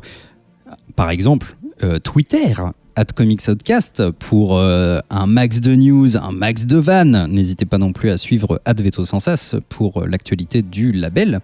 Vous pouvez nous suivre sur Facebook, par exemple, dans le Bouya Comics Club, un endroit où on balance des news, on débat, on fait des sondages, on fait des jeux, par exemple. Instagram, Comics Outcast, où vous pouvez découvrir les coulisses des enregistrements au studio ou encore nos achats compulsifs de comic book. Mais enfin, et surtout, n'hésitez pas à rejoindre le Discord du vaisseau Hypersensas, dont vous pourrez trouver le lien en description de ce podcast ou dans notre bio Twitter. Oh, c'est bien fait. Oh, écoutez, franchement, la technologie aujourd'hui, on n'arrête plus. Passons donc au focus de 769 qui nous a été apporté par une certaine Lulu. C'est un comics qui n'est pas tout récent puisqu'il date de décembre 2014. Il est publié chez Image Comics. On doit l'attribuer à... Allez, j'imagine que ça se dit Stéphane, mais bon, ça s'écrit Stjepan Sejic, qu'on connaît notamment pour Witchblade, Artefact, un peu de Suicide Squad ou encore Arline, dont on a parlé dans le Comics Outcast 155. Voilà, donc il y a désormais 6 TPB, je ne sais pas si c'est terminé ou pas. Oui, probablement. Le 6e est sorti en 2019. Eh bien non, car il y a une nouveauté qui sortira le 25 mai 2021. Sunstone TPB volume 7. Ah oui, mais c'est merci. C'est bien C'est comment. Sunstone, merci. Mais c'est sorti du coup, parce que le 21 mai, c'est dans le passé. Oui, mais là, ça sera sûrement genre dans une autre édition.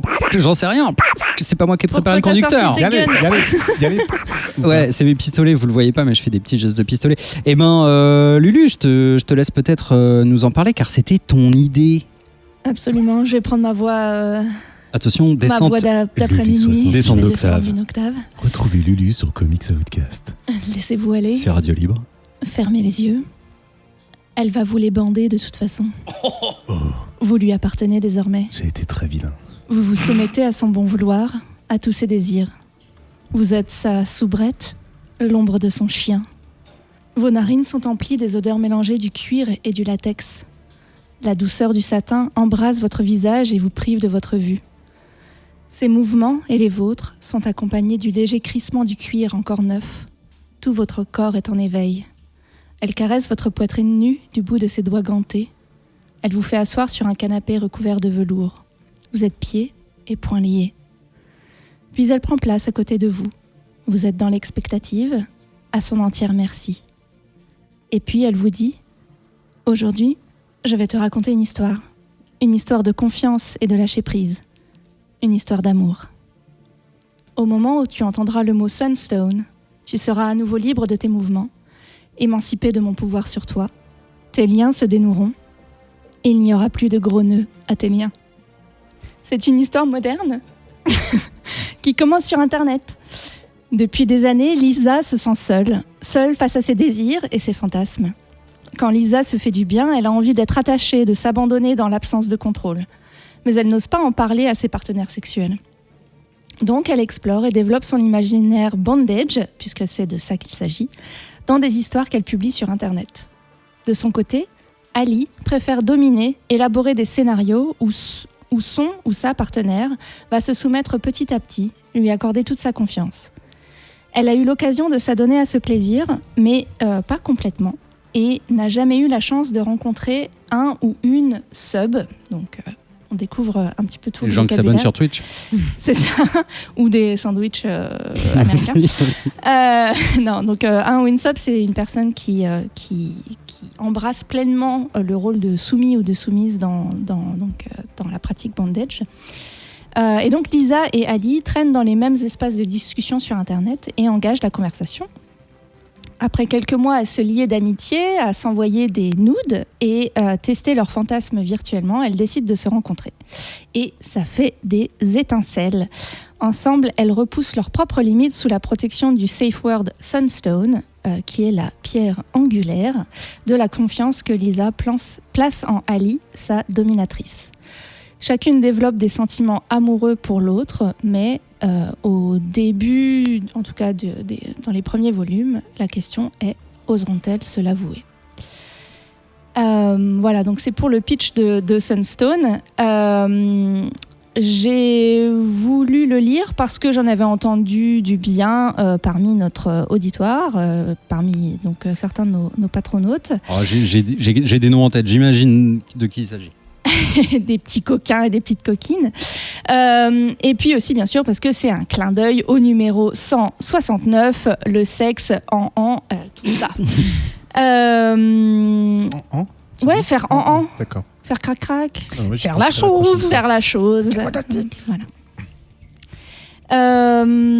Donc c'est, comme Adrien l'a dit, un comics qui est désormais plus ou moins fini. En tout cas, le premier arc qui s'appelle Sunstone, il y en a un deuxième qui s'appelle Sunstone Mercy, voilà, qui se concentre sur d'autres personnages. Et qui explore l'univers du bondage de façon assez pédagogique. Donc ça présente de façon assez claire tout le vocabulaire, justement, tout un peu l'éthique qu'il y a dans le bondage.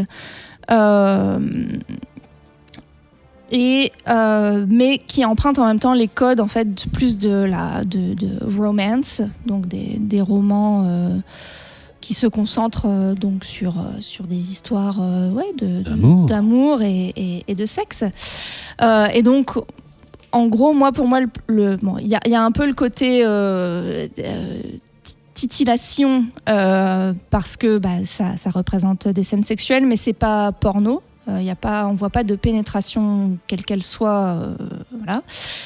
Dans Merci, ça a l'air d'être un petit peu plus graphique. Mais disons, on a envie de lire pour savoir notamment comment les personnages vont se pécho, quand ils vont se pécho, quand ils vont s'avouer leurs sentiments et comment ils vont s'avouer leurs sentiments. Donc c'est vraiment les codes de romance. Et ce que j'ai beaucoup aimé, c'est que c'est très généreux envers le BDSM. On sent que l'auteur lui-même pratique. Enfin, en tout cas, c'est ce que je me suis représenté. Il a fait du Wikipédia, probablement. Voilà, mais bon. Ou des tutos. Ou des tutos. Mais on sent que c'est un sujet qui lui tient à cœur. Et c'est assez plaisant à lire. Après, j'ai des réserves. Je trouve pas que c'est un chef-d'œuvre absolu, loin de là. Et on pourra en discuter peut-être. Pas un chef-d'œuvre du coup. Juliana et Ketrus. Parce que, enfin, tu veux dire graphiquement ou dans son ensemble.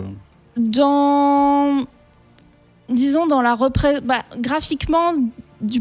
Surtout de par le fait que en fait tous les personnages féminins se ressemblent. Enfin, ils changent de coupe de cheveux. C'est des morphologies identiques. C'est des morphologies vraiment identique, donc très, comment dire, Très calibré. très calibré, ouais, très formaté, des corps très minces, des seins symétriques, parfaitement rebondis, voilà, des pubis épilés tous de la même façon, des peaux très lisses. Enfin voilà, c'est très, comment dire, ouais, c'est très formaté dans la représentation du corps féminin. Ça, peut-être que s'il le faisait maintenant, c'est peut-être quelque chose qu'il adapterait, mais je ne sais pas, parce qu'en même temps, dans Arline, c'est exactement ce physique-là aussi. Et c'est des personnages, du coup, qui, en tout cas visuellement, sont relativement interchangeables. Donc, voilà, moi, c'est ça ma grosse réserve, d'un point de vue d'incarnation. Mais aussi un peu du point de vue politique. Enfin, je trouve que c'est important aussi, là, d'un point de vue plus personnel, de représenter plein de corps différents, en particulier des corps sexués. Et là, ça le fait pas du tout, mais c'est peut-être une question d'époque. Je ne sais pas. Et pardon, je dis peut-être une bêtise, mais c'est pas bizarre. C'est un mec qui écrit et qui dessine, Male Ouais. gaze. mais qui donc. C'est un peu Male Gaze 3000 aussi. Ah, Voilà, l'air, c'est ça. Parce que male j'allais dire gaze. qui parle de lesbiennes qui font du bondage. Ouais. Ça fait un peu Et fantasme 9000. c'est un des reproches qui peuvent être faits, effectivement. 100% male gaze. Ouais. Alors, Un peu. Julie, je Mais- sens que tu veux ouais. intervenir. Pardon. Vas-y. Non, voilà. moi je trouve pas ça inintéressant non plus, mais j'avoue que c'est plus tout ce que tu viens de dire. Je suis d'accord avec tout ce que tu viens de dire. Je veux pas rajouter grand chose, mais oui, le calibrage des corps m'a beaucoup gêné. Je me suis dit, tant qu'à faire, autant varier les plaisirs. Faut dire que ça date de 2014. Bon, Oui, c'était après on avait déjà des corps différents en 2014. Oui, mais les sujets pareil, n'étaient ouais. pas forcément sur la table. Mais Oui, quand même. mais je veux dire, si tu fais une BD sur le bondage, rien ne t'empêche de. non, mais c'est pour ça que je Oui, me on demande imagine- si ça on le relève. imagine- sujet du bondage était pas non plus. Enfin, je sais pas. Bien sûr. Tant qu'à Mais- être novateur sur quelque chose, autant. Non, puis on imagine autant y que aller, dans quoi. la réalité du bandage, il y a des tas de Complètement. gens qui pratiquent. Non, mais c'est pour ça que je me demande genre quelle est la cible et qu'est-ce qu'il fait. Enfin, tu vois. C'est lui-même, je pense, la cible. Ouais. Moi, je Ah oui trouve. Alors, moi, après, je pense que à chacun sa vision des choses et de la chose. Mais moi, ça m'a pas du tout emporté, quoi. Et pourtant, je suis sûre Le mec que. en caillou, là Je suis sûre qu'en vrai, je suis pas du tout hermétique à ce genre de choses. Mais vraiment, j'avais l'impression que c'était un mec qui était derrière. Enfin, je sais pas, il y avait pas de passerelle en fait. J'avais l'impression d'être dans son fantasme. Et ça m'a bloqué un petit peu, j'avoue. J'ai envie de dire, après c'est généreux dans leur histoire, c'est assez touchant. Enfin, les personnages c'est un début d'histoire. En tout cas, moi j'ai lu que le premier. Enfin, pour le coup, C'est pas une compile d'illustrations porno. Du coup, il y a une vraie histoire qui se développe. Il y en a. Ouais, tu trouves ouais. Non, mais c'est un début d'histoire un début d'histoire d'amour entre deux nanas. Les premiers contacts, les premiers SMS, les premiers rapports. Est-ce que tu rappelles l'autre? Est-ce que tu proposes à l'autre qu'on se revoie? Quand est-ce qu'on se revoit? L'autre te manque. Et donc ça peut être touchant. C'est assez touchant. Non, mais c'est pas inintéressant. C'est touchant, mais c'est juste que du coup, j'ai l'impression d'être dans le fantasme de l'auteur et j'ai pas du tout l'impression que ces gens sont des vrais gens. Voilà. Donc déception. Et en plus, j'ai été très surprise parce que je ne savais pas du tout ce qu'était le focus et le titre ne m'avait pas du tout orienté vers ça. Et donc, petit coulisses, j'ai vraiment envoyé des messages à Ben et Adrien en disant chose, alerte chose. Et à chaque fois que je faisais une page de chose, je faisais alerte chose, bondage chose, attention. Et en fait, c'était le sujet du comics. Et oui, voilà. Comme Surprise. Que Trus, toi, tu... Bienvenue dans mon univers. Est-ce que ça t'a parlé? Non, pas du tout. Mais vraiment pas du tout, en fait. T'as le droit de le dire, hein. Tu sais, ta femme n'écoute pas le comics. Non, mais je l'ai même lu dans le bus. Je montrais aux gens, ouais, regardez ça, quoi. Non, c'est ce que je disais à Lulu avant d'arriver. Je me suis forcé à lire le premier, en fait. Mais vraiment. Et je saurais pas dire pourquoi. J'ai pas aimé ça. J'ai pas du tout accroché à l'histoire. Je pense que c'est très, comme tu disais, c'est très généreux, et pas que dans le BDSM, je trouve, dans les relations, effectivement, sur ce qu'elles ressentent, leurs appréhensions, tout ça. Je trouve ça intéressant. Moi, ça m'a pas parlé et ça m'a plus saoulé parce qu'il y a beaucoup de textes, mais je pense que quand tu es dans cette position dans la position de ces personnages-là, peut-être que ça peut te parler, peut-être que tu peux être à fond dedans et te dire waouh, comme moi, machin, j'aimerais bien vivre ça. Moi, pas trop. Et voilà, j'ai même pas été plus excité que ça par les scènes un peu érotiques, tout ça. Donc non, pourtant le dessin est très beau. Je trouve que la mise en page est soignée. Enfin, en tout cas, elle est réfléchie. Après, ça plaît ou ça plaît pas. Même si c'est un peu tout le temps un peu rouge orangé tout le temps. Il y a beaucoup de rouge, Le rouge, c'est la passion. C'est ça. De temps en temps, mais un peu de vert ou de bleu, c'est cool aussi. Mais non, j'ai pas accroché. J'ai pas envie de dire du mal de ce bouquin, pas du tout en fait. Tu vois, puis ça fait référence à l'émission 18 du 63-88 où il parle du côté chroniqueur et de la bienveillance. Et effectivement, c'est un peu ça, ce qu'on a complètement raté sur le deuxième comics tout à l'heure. Mais, Pardon, je suis désolée de vous avoir entraîné. Moi, je suis à l'école 2 heures de perdu, donc il y a un côté où. Alors, je suis la plus sympa de 2 heures de perdu. Donc, non, mais je pense que des fois, sur des comics, quand c'est vraiment pas bien, tu vois, il n'y a rien à dire. Là, je pense que ça s'adresse pas du tout à moi. Les réflexions que Lulu ou Juliana ont eues, moi, je pense pas être capable de les avoir. Je peux les comprendre, mais en tout cas, moi, je veux pas ressentir ça. Le fait que ce soit écrit par un mec et que ce soit pas du tout des personnages féminins. Je précise juste parce que je dis pas qu'il faut être une nana pour écrire des personnages de nana. Et je dis pas qu'il faut être lesbienne pour écrire des personnages de lesbiennes. Au contraire, je dis juste que là, ça ne réussit pas ce que ça tente sur moi. En tout cas, c'est la façon dont j'ai lu la BD. Mais je remets pas en question le fait qu'il y a des gens qui peuvent apprécier, toucher et que ça peut marcher. Alors sur le Discord, effectivement, on nous rappelle que déjà d'une, il y a une fanbase féminine importante derrière ce comics. Donc c'est peut-être quand même à savoir. Et que le comics serait écrit un peu, alors c'est du coup étonnant qu'elle soit pas créditée, mais bon, c'est un autre débat, que ça serait écrit avec sa femme. Ah oui, et pourquoi elle n'est pas créditée? Je sais pas, mais bon, en tout cas, problème, hein. si, c'est un autre souci, c'est un autre sujet. Non, c'est pas. Un autre sujet, mais grave, ça, du coup, peut-être qu'il n'y a pas que un male gaze impliqué dans cette histoire. Et j'apprends également, grâce à ce Discord qui est incroyable, que c'est dispo gratuitement en numérique. Bah oui. Oui. Ouais. Ah bah alors, comment ça? Bah oui. Bah non, mais je vous ai envoyé le fichier sur Slack. Bah oui, Adrien. Ah oui, mais moi, attention. À partir du Twitter de Stjepan Sejic, vous pouvez récupérer les 5 volumes entièrement gratuits en anglais de Sunstone et le premier volume de Merci.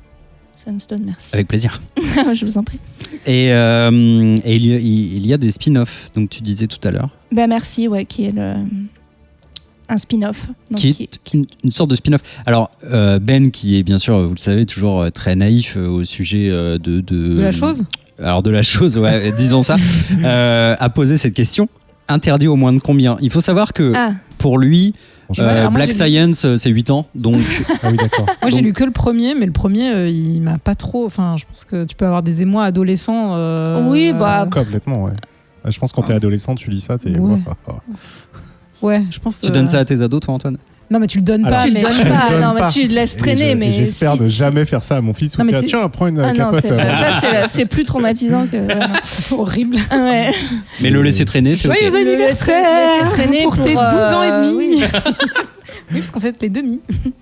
Non, bien sûr, je pense que quand t'es adolescent, c'est terrible. Oui, c'est vrai qu'il y a quelqu'un qui dit justement sur le Discord si ça peut apprendre le consentement. Et c'est vrai que ça, par contre, Effectivement. ça, c'est très bien. On n'en a pas parlé, c'est très ouais. intéressant et c'est Mm. important de noter. C'est vrai que la dédramatisation aussi du BDSM, elle est intéressante dans la phase d'approche et tout ça, et les réflexions, tu sens que c'est réfléchi, voilà. Donc c'est pas fait du tout par-dessus la jambe. C'est quand même très bien écrit. Ouais. Alors, il y a beaucoup de textes, mais il y a une vraie introspection sur ce qu'est une relation de confiance, une relation entre deux personnes, comment les sentiments peuvent se développer, quels sont...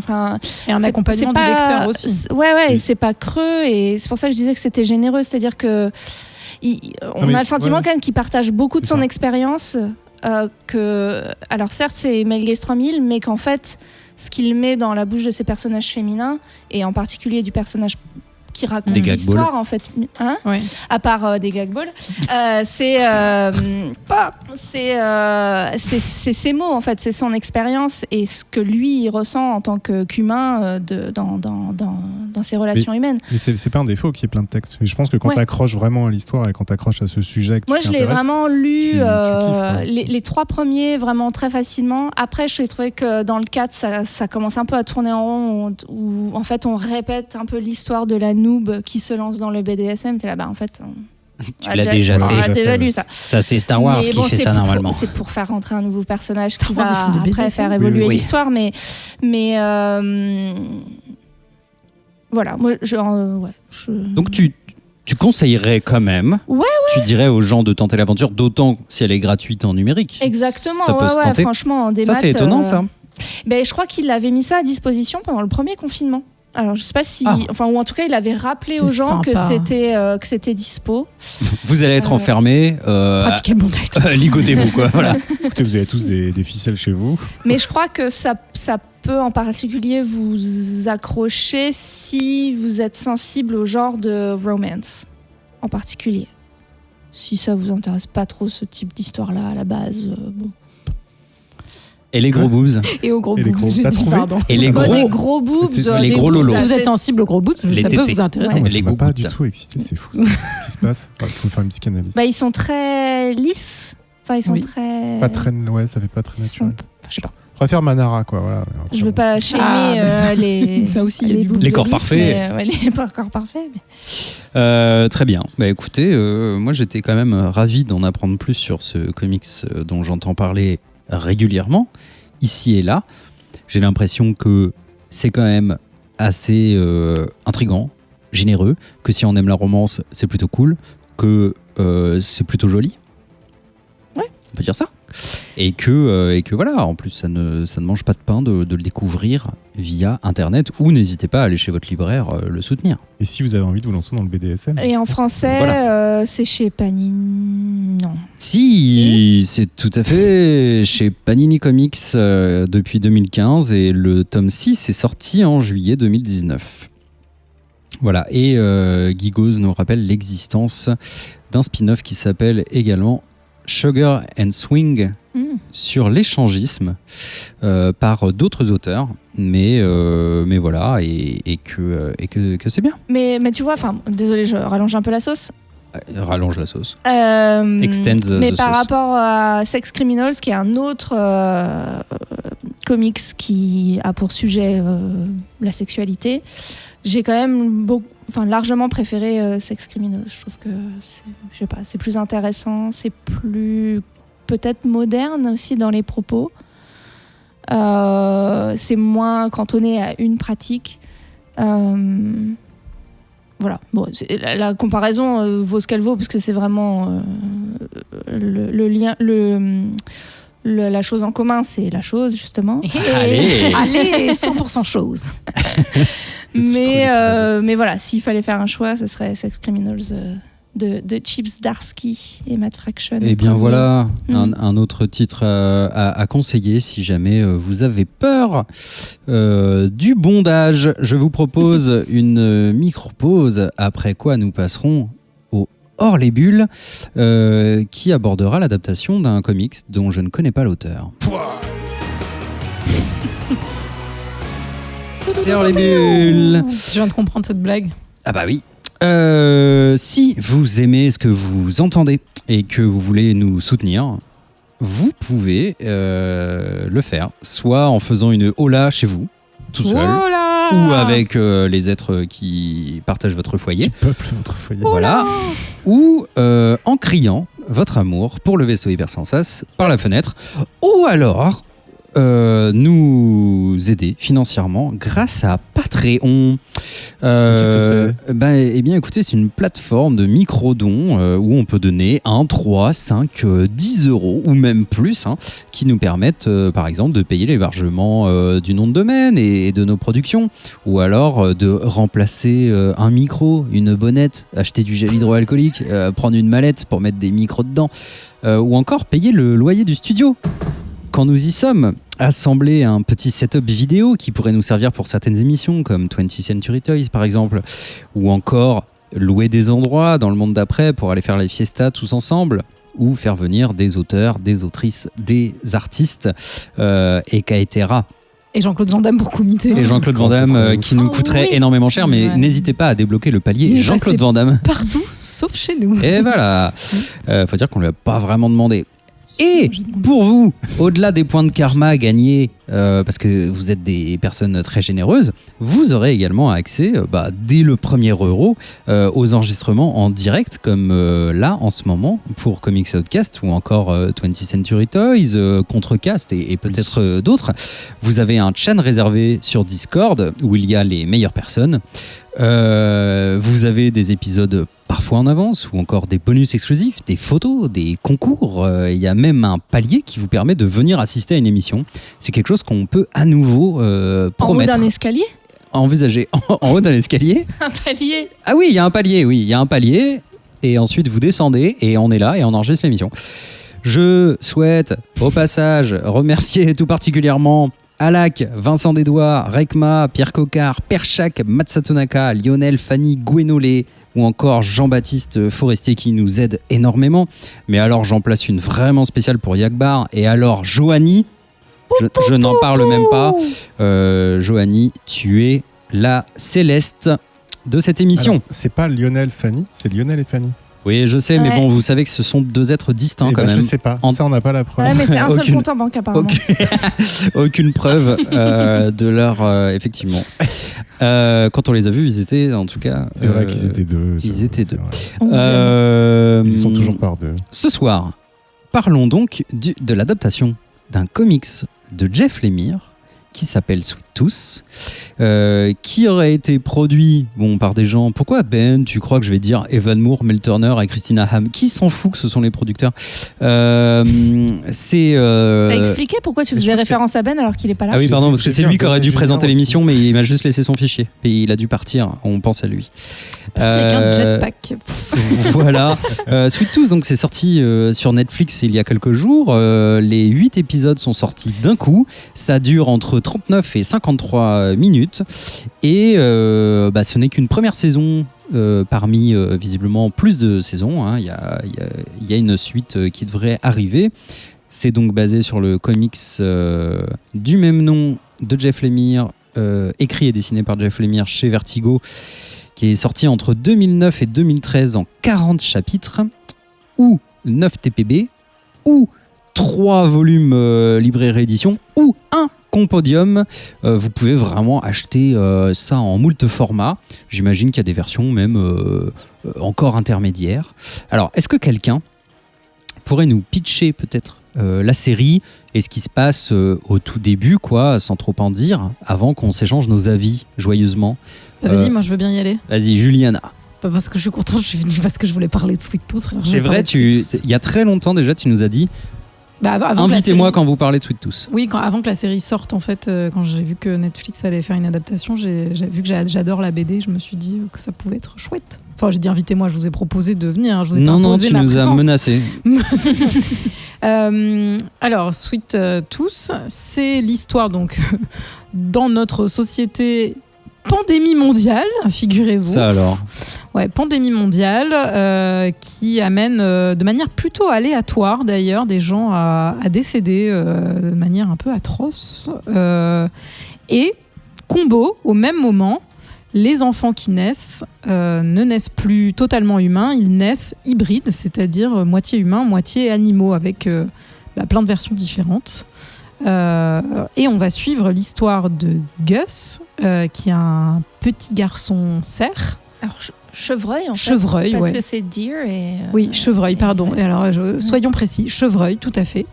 Et donc, c'est... Alors, est-ce que version BD ou version série plutôt? Parce que je trouve que c'est pas tout à fait... Eh bien, moi je te propose... Alors, t'as lu le comics J'ai lu le comics. récemment, Oui. en plus, donc J'avais déjà lu il y a longtemps le je te premier. propose j'ai tout relu. éventuellement de nous faire le comics en une phrase, Oui, en plus de phrases même. Non, mais en tout cas, c'est plutôt du post-apo sur on va dire, le parcours de ce gamin qui va être récupéré par un grand monsieur, un monsieur costaud, Big man. un big man qui va l'emmener et bien sûr, qui dit post-apo dit labo secret, dit expérimentation, dit qu'est-ce qui s'est passé, quel est le secret, et cet enfant serait plus qu'un simple enfant hybride puisque apparemment, mystère, il n'est pas comme les autres enfants hybrides. Ouais, il a un peu des visions dans le comics et on voit aussi assez tôt dans la série. Il a des visions dans le comics et effectivement, il y a un bail sur l'âge, en fait, aussi. On le sait assez rapidement, à la fois dans la série et dans le comics. Tous les enfants hybrides ont, dans le comics, je crois qu'ils ont 7 ans et lui, il a 9 ans, il me semble, dans le comics. Et donc, il y a un truc qui va pas parce que ça colle pas, les calculs sont pas bons, Kevin, et il y a un truc qui couille, quoi. Voilà. Et il a perdu son papa, le pauvre, qu'il avait élevé dans sa cabane tout seul, et donc c'est pour ça qu'il se met en chemin. Du coup, ça c'est plus pour le coup la série qui va partir en road trip, on peut dire, avec le costaud. Et dans le comic, c'est pas comme ça. Il va pas chercher sa mère. Si, mais il est plus, enfin il est plus volontaire dans la série que dans le comics. Dans le comics, c'est plus, il se fait quand même un peu embarquer. D'accord. Ok. Il y a un rapport de force. Alors, ce qui est intéressant dans le comics, pour le coup, c'est que qu'on a aussi dans la série, le personnage de Sweet Tooth est ultra innocent. Enfin, c'est un enfant qui ne connaît rien du monde, qui a été élevé complètement isolé avec son papa dans une cabane. Il va dans le comics se retrouver confronté à la violence d'un homme qui a vécu des trucs horribles et qui n'est qu'un mur, en fait, quand il le rencontre, et ils vont s'alimenter, en fait, l'un l'autre, et ils vont apprendre au contact l'un de l'autre, mais surtout ils vont déteindre l'un sur l'autre. Et c'est ça qui est intéressant, moi je trouve, dans le comics de Jeff Lemire, c'est que la psychologie des persos est d'une finesse et tissée, et les moments, il va prendre un rôle de père, en fait, ce costaud, auprès de ce gamin, et moi je trouve ça très touchant et très brillant, et je ne peux que vous recommander de lire ce comics. Moi de toute façon je trouve qu'on peut pas s'arrêter quand on commence. C'est à la fois très dur et en même temps il y a un truc hyper hyper solaire, hyper conte de fées, en fait, aussi. C'est vraiment un conte, ouais. Parce qu'en plus, il y a toute une voix, c'est raconté par une voix off dans la série, mais qui est aussi présente dans le comics, où on nous raconte vraiment un conte, une histoire. Et le comics, c'est canon. C'est canon. C'est Jeff Lemire. C'est Jeff Lemire. J'adore Jeff. Petit auteur. Mais alors, ce soir, on est là pour parler de l'adaptation. Et oui. Et donc, si j'ai bien compris, la base, c'est à peu près la même chose. Ah oui, mais en même temps, dans le traitement, disons que vraiment, la BD, moi, ça me fait penser à du Mad Max, et d'ailleurs, c'est assumé. Il y a des longues interviews de Jeff Lemire où il parle de ses inspirations. Il a dit qu'il était très inspiré par Lost également, et ça se sent dans la Dharma Initiative et l'espèce de groupuscule des vers, on va dire, dans la forêt. Il y a beaucoup de choses qui sont assez proches. Et d'ailleurs, à la fin de l'édition Vertigo du 3e tome, il y a une interview de Dieu, Damon Lindelof, avant qu'il fasse The Leftovers. Et d'ailleurs, moi, j'ai trouvé qu'il y avait beaucoup de passerelles entre Sweet Tooth et Leftovers sur les croyances, la divinité, la religion, ce que tu choisis de croire, un événement qui vient bousculer une société. Enfin bref. Mais la série, c'est pas trop Mad Max, figurez-vous. Alors moi j'ai vu, pour le coup, il y aura pas de spoiler, puisque moi je n'ai eu le temps de voir que les 2 premiers épisodes pour l'instant, et j'ai un peu l'impression que c'est Max et les Maxi Monstres qui auraient un peu rencontré Tim Burton. Et bon, c'est très édulcoré, c'est pour Netflix. J'aurais pas trop de mal à mettre pour l'instant un enfant pas trop jeune devant, mais je sais pas comment ça va tourner après. Mais en tout cas, il n'y a pas la noirceur et le trash et le côté graphique aussi de certaines scènes de la BD.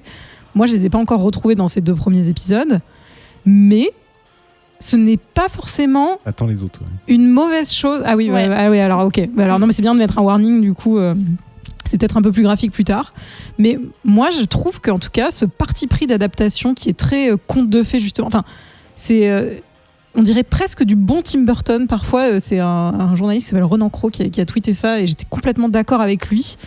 Et moi, j'aime beaucoup ce réal, en fait, et qui a aussi écrit, qui s'appelle Jim Mickle, qui avait fait un film qui s'appelait Cold in July, que je vous conseille, qui est un peu nanar, mais bien mis en scène, belle couleur, belle image, Et je trouve que les acteurs sont chouettes, les choix de casting sont bons, et ça m'emporte, en fait. Et pourtant, je l'ai lu vraiment il y a peu de temps, et j'ai quand même envie de voir la suite, et j'ai quand même envie de suivre cette série. Et c'est pas incohérent avec ce que veut faire Jeff Lemire aussi, parce que dans les interviews, il dit beaucoup que ces aspects Disney, de l'osmose d'une société aussi nouvelle, les animaux, les machins, la forêt et tout, c'est assez présent, en fait, plutôt dans la fin du comics, dans les dernières issues. Mais je trouve vraiment que tant qu'à faire pour adapter un truc, moi j'avais pas envie de revoir exactement la même chose que ce que j'avais lu. Et du coup, ça fait le job parce que je suis surprise par des choses, des volontés d'adaptation, des choix aussi. Il y a des vrais choix d'adaptation. Et il y a un travail, en tout cas, tu sens qu'ils ont aimé le matériau de base. Alors ça, je veux pas trop donner mon avis tout de suite, mais peut-être, voilà. Lulu, je sentais que ton avis te brûlait les lèvres. Ouais, non, je suis assez d'accord avec ce que dit Juliana. C'est-à-dire que le comics et la série sont très différents, mais que c'est pas un problème. Il y a des défauts. Je trouve que du point de vue de la photo, c'est un peu moche, qu'il y a des effets spéciaux qui sont... Voilà, il y a des trucs, ça se voit que c'est du CGI et que c'est pas... Voilà, ça se voit, donc c'est problématique. Mais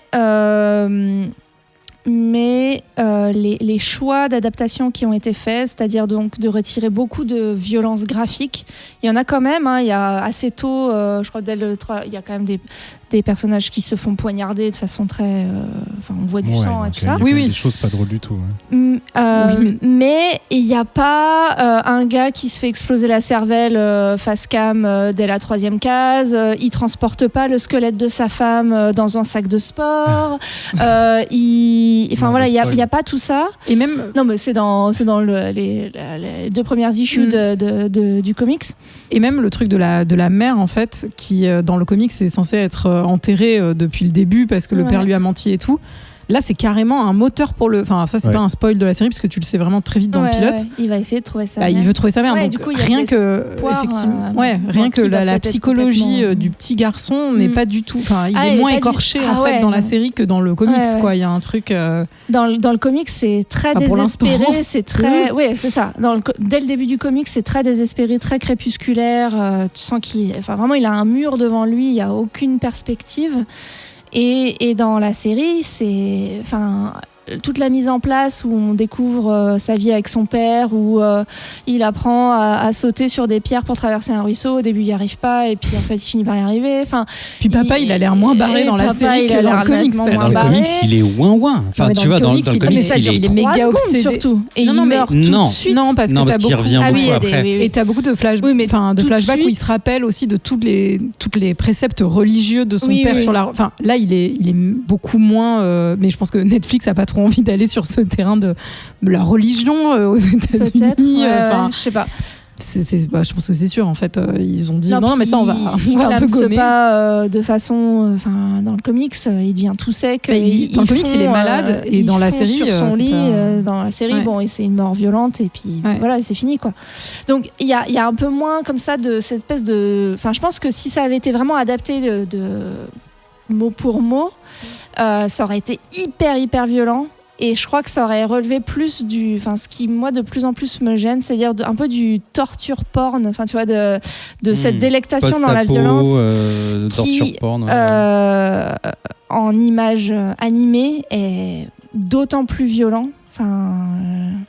Et là, notamment, tous les trucs sur les femmes enceintes, reproductrices et tout qu'il y a dans les expériences de labo, ça, je crois que ça aurait été quand même chaud à regarder. Et qu'il y a eu des choix réels de dire, ok, non, là, toutes les violences c'est intéressant faites parce que aux femmes spécifiquement...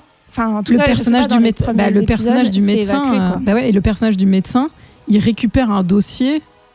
C'est pas un gros spoil, c'est pas... mais c'est pas lui, en fait, que tu le prends pas comme dans la BD où c'est lui qui est hyper acteur un peu dans la torture de ces femmes, la torture scientifique entre guillemets de ces femmes. Là, il y a vraiment...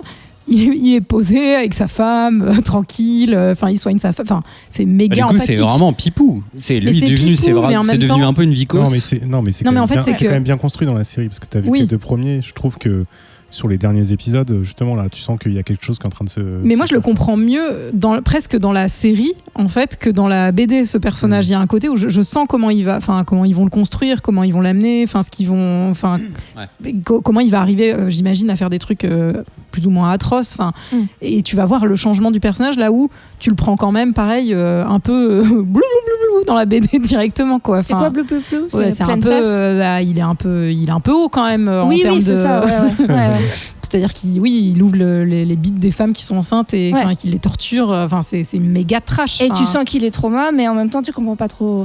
Et en fait, je pense que ça dépend beaucoup, et on en revient aux diffuseurs aussi. C'est que, c'est Netflix qui l'adapte, et Netflix n'a aucun intérêt à aller dans le trash et dans le glauque et je suis sûre que tu fais cette série sur une chaîne un peu plus, même je sais pas, sur un Prime, sur un FX, sur un HBO, c'est sûr que tu fais pas les mêmes choses. Mais il y a quand même aussi beaucoup de critiques vis-à-vis de HBO un peu dans la complaisance à représenter des violences. Mais bien sûr. Mais après, et peut-être qu'ils ont fait un choix, je sais pas. Mais en tout cas, Netflix, c'est sûr et certain que c'est aussi parce qu'ils veulent toucher le grand public. Il n'y a pas de suspense là-dessus. C'est ce qu'ils avaient fait sur Lock and Key aussi. Enfin, c'est hyper édulcoré comme adaptation. Je pense que vous en avez peut-être déjà parlé ici. Mais ils ont une volonté d'ouvrir au plus grand nombre. Mais moi, je trouve pas ça inintéressant, parce que si t'aimes bien la série, rien ne t'empêche d'aller lire le comics par la suite. Et d'ailleurs, c'est ce que vous me disiez tout à l'heure, c'est que maintenant ils brandent les comics en disant que c'est les séries Netflix. C'est bien qu'il y ait des passerelles aussi, je trouve, pour des gens qui connaissent pas du tout Sweet Tooth et Jeff Lemire, et qui ne peuvent être que enchantés en fait. Là, il y a les gens qui vont quand même tomber de leur chaise quand ils vont commencer le comics. Oui. Mais peut-être en bien aussi, tu vois. Peut-être, oui. Après, si tu vas pour Max et les Maximons, tu vas être déçu. Ouais, voilà. Je donnerai mon avis un petit peu après. Je veux bien l'avis d'Antoine. Alors, moi, j'ai pas lu le comics. Pour problème technique, en vrai, en plus. Je voulais le lire avant de regarder la série, et j'ai pas du tout le temps, et du coup j'ai pas pu. Du coup, j'ai pas encore lu le comics. C'est sûr que maintenant, après avoir vu la série, je vais lire le comics, et je pense que je vais le dévorer, parce que je vais tout savoir sur l'histoire, l'univers, tout. Et du coup, moi, j'ai pas cette vision-là, et j'ai pas cette réflexion sur l'adaptation. Moi, ce que j'ai vu, c'est une série qui est super bien faite, qui est cohérente, qui marche très bien, qui a une narration qui m'a complètement emporté. Hein. Je vous l'ai dit sur le Slack, j'ai commencé à 00h30 en me disant j'ai regardé la première demi-heure, comme ça je vais m'avancer. J'ai regardé 4 épisodes, je me suis couché trop tard. Et du coup, j'ai tout bouffé d'un coup. Moi, j'ai vraiment adoré cette série. Effectivement, il n'y a pas de côté gore, il n'y a pas de violence graphique comme on a dans The Boys, dans Invisible et ce genre de trucs. Mais ça n'empêche pas d'avoir la dureté du monde, quoi. Tout ce qui se passe est très très dur. En plus, ça fait une référence forte à ce qui s'est passé pendant le confinement avec la Covid et tout ça. Covid, ok. Ouais, je sais pas comment faut dire. Le Covid. Ouais, le Covid, ok. Non, mais t'as complètement raison là-dessus. Il pourrait tomber dans un truc ultra anxieux. Moi, j'avais un peu peur justement de ce truc maladie. Mais ça l'est, mais ça, en fait, moi, ce que je trouve, pardon, je t'ai réinterrompu, mais ce que je trouve intéressant, c'est que vu qu'il y a un côté hyper conte de fées, mais la violence, quand elle te revient, alors une fois de plus, j'ai vu que les 2 premiers, mais quand elle te revient dans la gueule, je trouve qu'elle te revient t'as plus de décrochés que quand tu lis la BD, où en fait tout est un peu triste et glauque quand même. C'est que t'as de la prostitution, t'as des viols, t'as des tortures, t'as des exécutions, t'as des brasiers, t'as des trucs comme ça, quoi. T'es quand même, la BD est géniale, et t'es immergé quand tu la lis, mais c'est quand même dur du début à la fin. Il y a très peu de lumière en fait dans la BD. Tout le monde s'avère être vraiment mauvais à un moment ou à un autre. Où là, je trouve que justement il y a tellement de ce côté un peu genre la vie ça peut être joli aussi, que quand tu te reprends la violence dans la gueule. Mais justement, je trouve que ce qui est bien fait dans la série, c'est que cette bulle un peu, ça marche, et franchement elle est toute petite, cette bulle, quoi, cette bulle un peu bienveillante et d'espoir. Mais c'est le perso aussi. Elle est sur le perso, et en fait tout le reste est super chaud, quoi. Et en fait c'est aussi ce voyage qu'il y a à travers les épisodes, c'est que ce regard un peu innocent, un peu naïf, et qui va justement chercher sa mère, en fait, il est en train de s'émietter au fur et à mesure, tu vois. Et à la fin, c'est plus drôle du tout, quoi. Mais à la fin de la série, elle est pas drôle, quoi. T'as des relations entre les personnages, c'est cool, mais putain, le dernier épisode, merde, quoi. Ça, tu te le prends dans la gueule. Mais même avant, les flashbacks sur comment le virus y est arrivé, justement Birdie, sa femme, qui elle est, son père, comment il l'a rencontré, etc. Il y a des côtés touchants, il y a des côtés cool, un peu légers, c'est vrai, ils savent alterner avec ça, mais tout le reste, putain, tu te le prends vraiment dans la tronche tout le temps. Et en plus, ce qui est très dur, c'est que t'as des petites phases d'espoir où tu dis c'est cool, c'est un havre de paix, machin, il y a les défenseurs, etc. Blam, dans la gueule, non, ça marche pas, tout s'effondre, ça s'effondre, ils vont s'en sortir, ils s'en sortent pas. Et en fait, c'est tout le temps comme ça, et le truc est dur. Et en plus, par-dessus ça, t'as le narrateur qui te rajoute une couche. Je veux dire, en plus, la façon dont il a de narrer, elle est dure. Moi, je me souviens encore d'un mot, un hurt en fin de phrase, où il arrive à casser sa voix. Moi, je suis là, tu vois, et en fait, la voix off, elle est bien. La voix off, elle est incroyable. Moi, je trouve qu'il y a beaucoup d'émotions dans cette série, et qu'elle n'est pas du tout feel good, mais vraiment pas du tout. En plus, même si le parallèle du coup avec le Covid, il est assez, il est pas fin, quoi. Je veux dire, c'est pas fin. Je pense qu'il est complètement assumé. Hein. Enfin... Il est pas fin, tu t'y attends, mais sur des petits dialogues, tu te le prends dans la gueule, tu fais OK, d'accord, c'est d'accord. On n'est pas là pour se marrer, quoi. Le petit gamin, il est sympa, il est beau.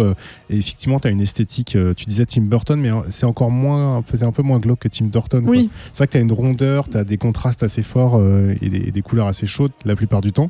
Donc ça fait un peu cocon et tout ça. Tu as les bonbons, tu as le sac du père, etc. Donc c'est vrai que tu as un petit côté comics, mais pas du tout style Jeff Lemire. Ouais. Mais je sais plus ce que tu disais, Adrien. Je sais plus qui disait autre chose que Tim Burton. Vous avez Disney, mais c'est plus, je vois plus Fraggle Rocks ou les trucs comme ça, un petit peu poupée, tu vois, et qui est très agréable, je trouve, qui est très chaleureux et qui contraste complètement avec l'histoire, avec le reste du monde, avec l'histoire du grand monsieur, là, du grand costaud, Pigman, qui est horrible en fait, quoi. Enfin, c'est terrible. Et voilà. Enfin, moi, j'ai été transporté par cette série. J'ai envie de la voir avec mes enfants et ma femme maintenant, quoi, parce que j'ai envie qu'ils découvrent l'histoire qui est fantastique, quoi. Et je trouve que c'est une super adaptation, même ne connaissant pas le comics. Et je rajoute juste qu'en termes d'écriture, parce que c'est un truc du coup c'est mon travail, et d'écrire des séries, et je pense que cette richesse d'émotions dont tu parles, elle est essentielle aussi dans les séries en général, et je pense que c'est pour ça que, après j'ai trop peur de la vie d'Adrien, mais c'est pour ça que je trouve que ça fonctionne. En tout cas, c'est que moi, je sais pas si j'aurais tenu une série sur le ton Jeff Lemire complet, 10 épisodes et 2 saisons et 3 saisons et 4 saisons, et je pense que j'ai besoin de ces respirations, j'ai besoin de ce côté un peu plus c'est pas policé, parce qu'en plus c'est assez moi je trouve que ça propose quand même quelque chose de très intéressant, hein, mais en ce moment en tout cas, je voulais pas voir un truc trop glauque. Un peu propre, un peu. C'est pas trop crade comme ça. Adrien. Non, ouais, je vais pas forcément donner mon avis personnel, mais je vais au moins en placer une pour les contradicteurs et quand même un tout petit peu essayer de dire ce qui moi me dérange un petit peu. J'ai pas résolu exactement ce problème dans ma tête, hein. C'est toujours compliqué de se demander genre pourquoi on adapte une série et qu'est-ce qu'on cherche à faire quand on l'adapte. Et quand on voit les ficelles du diffuseur, je trouve que ça commence à devenir un peu un problème. Mais donc oui, le ton est radicalement différent. Et du coup, il y a tellement en fait d'entorse au récit de Jeff Lemire, d'une certaine manière. Alors, il va coller à un aspect qui existe. L'aspect conte, il existe dans Sweet Tooth, mais c'est un conte désespéré, quoi. Et là, on voit que ils ont vraiment collé à l'esprit conte, ça c'est clair, mais en jartant toute une noirceur qui, je pense, était vraiment essentielle à l'œuvre originale. Donc après, je veux dire, c'est cool de faire une autre œuvre, tu vois, c'est cool de faire un autre machin, mais finalement, qu'est-ce qui reste du récit original, si ce n'est que c'est un gamin qui a des bois? Je sais pas, j'ai l'impression que pas grand-chose en vrai. Et du coup, c'est un poil dérangeant. Je me dis, il reste le nom de Jeff Lemire, le titre, le fait que c'est un gamin qui aime bien le sucre, mais dans le fond, il n'y a pas grand-chose d'autre, quoi. Tu vois, je retrouve pas vraiment cette ambiance même. Je veux dire, ça me fait peur pour la suite de la série, parce que moi, pour le coup, qui en ai vu que 2, ce que tu me dis, j'en ai vu 3. Donc non, 4. Pardon, j'en ai vu 4. Mais je vois bien. Comme tu dis, ça devient noir sur la fin et tout. Enfin, je veux dire. Peut-être. Enfin, c'est intéressant aussi de voir la saison dans son ensemble, comme tu lis les 3 comics. Oui, mais enfin, je veux dire, il y a des choses que j'ai déjà vues. Il y a des choses que j'ai déjà vues qui, je trouve, sont des partis pris bizarres, en fait. Tu vois, par exemple, le fait que très rapidement. Parce qu'il y a de la folk. Ouais, c'est ça. Ah ouais, ça, c'est vraiment genre. C'est Max et les Maxi Monstres. Bah ouais, il y a aussi des musiques des années 80. Non, mais tu vois, ouais, c'est ça. Non, mais il y a un petit côté Life is Strange, tu vois, par moment et tout. Enfin, bref. Mais. qu'on ait changé l'origine de la maladie, d'un truc un peu mystique à quelque chose de très concret, très ancré dans notre réalité. Allez, pourquoi pas. Mais dans ce cas, si on fait ça, on peut pas vraiment sortir la carte de les gens n'ont pas envie d'un truc anxiogène en ce moment, puisque là, on est en train de leur parler de ce qu'ils vivent en ce moment. Mais non, mais c'est tout à fait anxiogène. L'un n'annule pas l'autre. Le fait que un personnage qui est normalement une... Enfin, il y a des mélanges de personnages qui sont très bizarres. La jeune fille, c'est vraiment une trahison pour moi, genre assez vénère. Il y a Bobby qui est devenu... qui est quand même, franchement... un truc dans le comics, t'as vraiment de la peine pour Bobby, quoi. Bah là, c'est devenu une petite mascotte mignonne et rigolote à qui t'as envie de faire un câlin. Moi, j'adore la dynamique dans Sweet Tooth entre Sweet Tooth et Jeopard. Et là, en fait, on dirait que tout de suite le film ne croit pas en la dynamique de ces personnages et en ajoute immédiatement le maximum. C'est-à-dire que dès l'épisode 2, t'as une troisième personne et puis après une quatrième et puis voilà, et puis en fait c'est un road trip un peu à plus, quoi. Enfin, tu vois, je sais pas, ça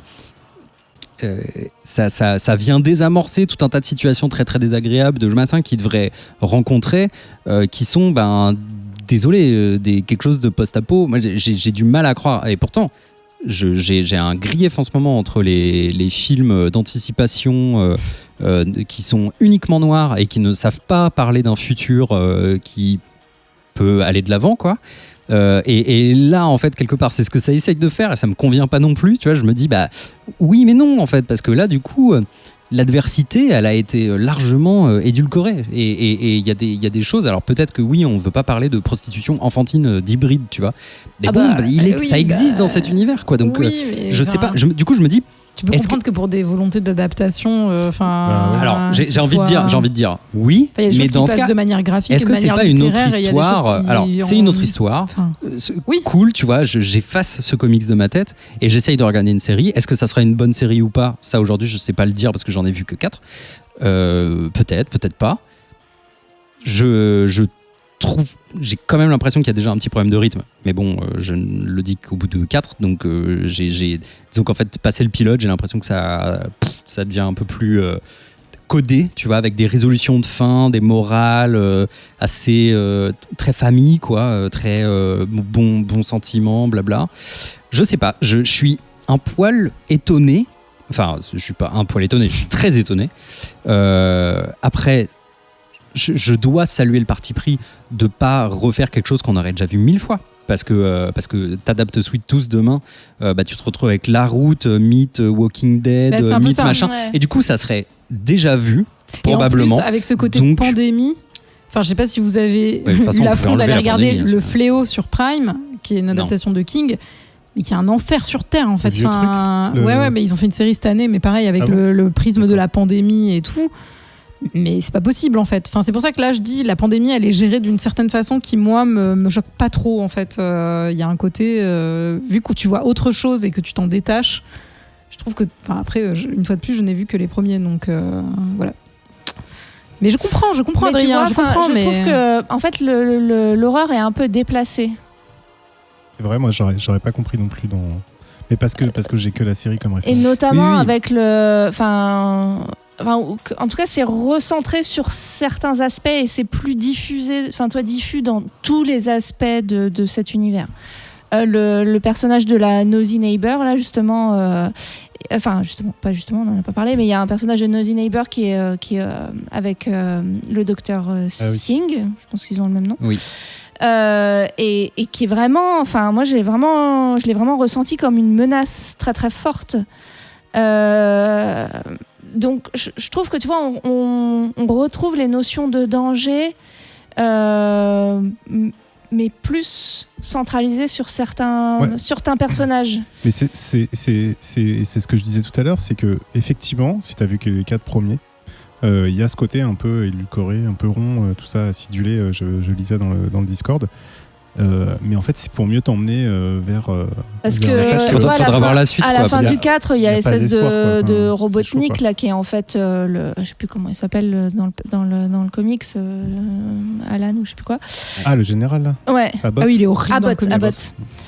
Là, on se dit que peut-être justement c'est là que arrivent aussi des trucs plus. Mais alors, ça, tu vois, c'est rigolo, c'est que moins cool. ce personnage que j'adore et que j'ai hâte de voir, tu vois, la suite, je me dis.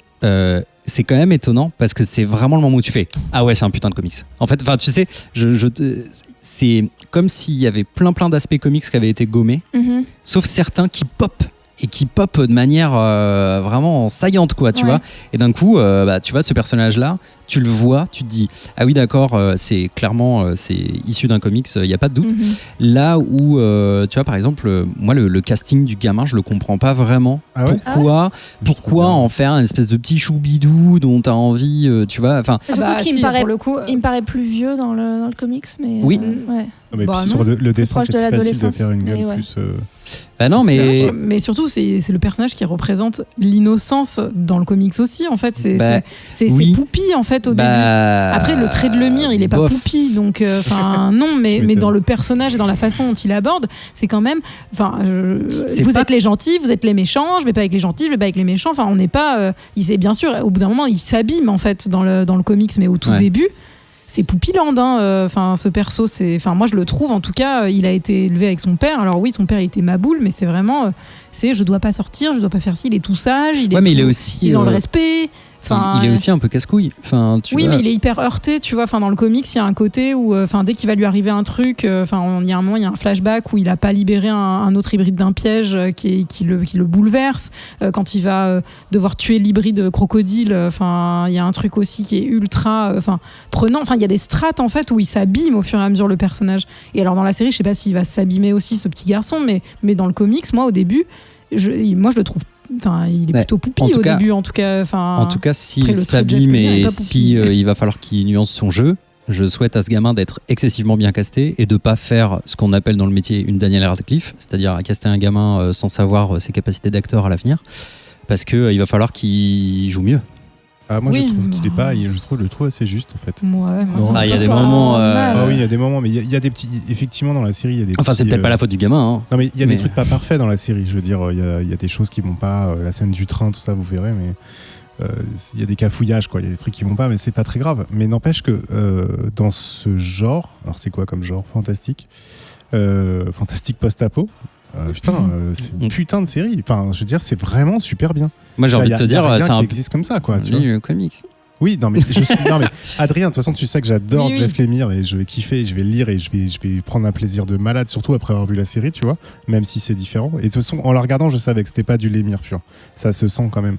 Mais c'est une putain de série, quoi. Elle est bien réalisée, les effets spéciaux sont quand même cool, la photo est pas pas dégueulasse. Moi, je l'ai trouvée même elle est pas flamboyante, mais elle est belle. Ah, mais je vais quand même devoir dire tomber le masque un tout petit peu 2 secondes et dire que pour le moment j'apprécie j'apprécie ce que je vois. Je suis étonné par tout un tas de choix et machin.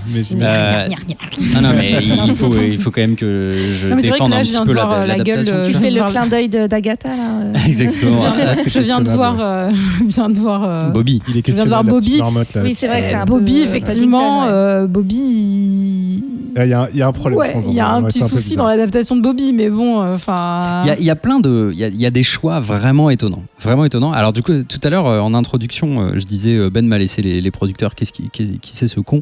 Mais en fait, alors je pense qu'il a pas mis les plus intéressants. Il faut rappeler quand même que c'est adapté par la boîte de prod de Robert Downey Jr. Il est dans le générique, effectivement. Exactement, et que voilà, c'est rigolo quand même, mais donc c'est un peu Robert qui a choisi de faire cette version d'une certaine manière, qui est taillée pour Netflix, quoi. Alors qui de l'œuf ou la poule, on ne sait pas. Netflix, ils sont pas connus pour être les méga chiants à partir du moment où tu leur fais un truc bien dans leur code.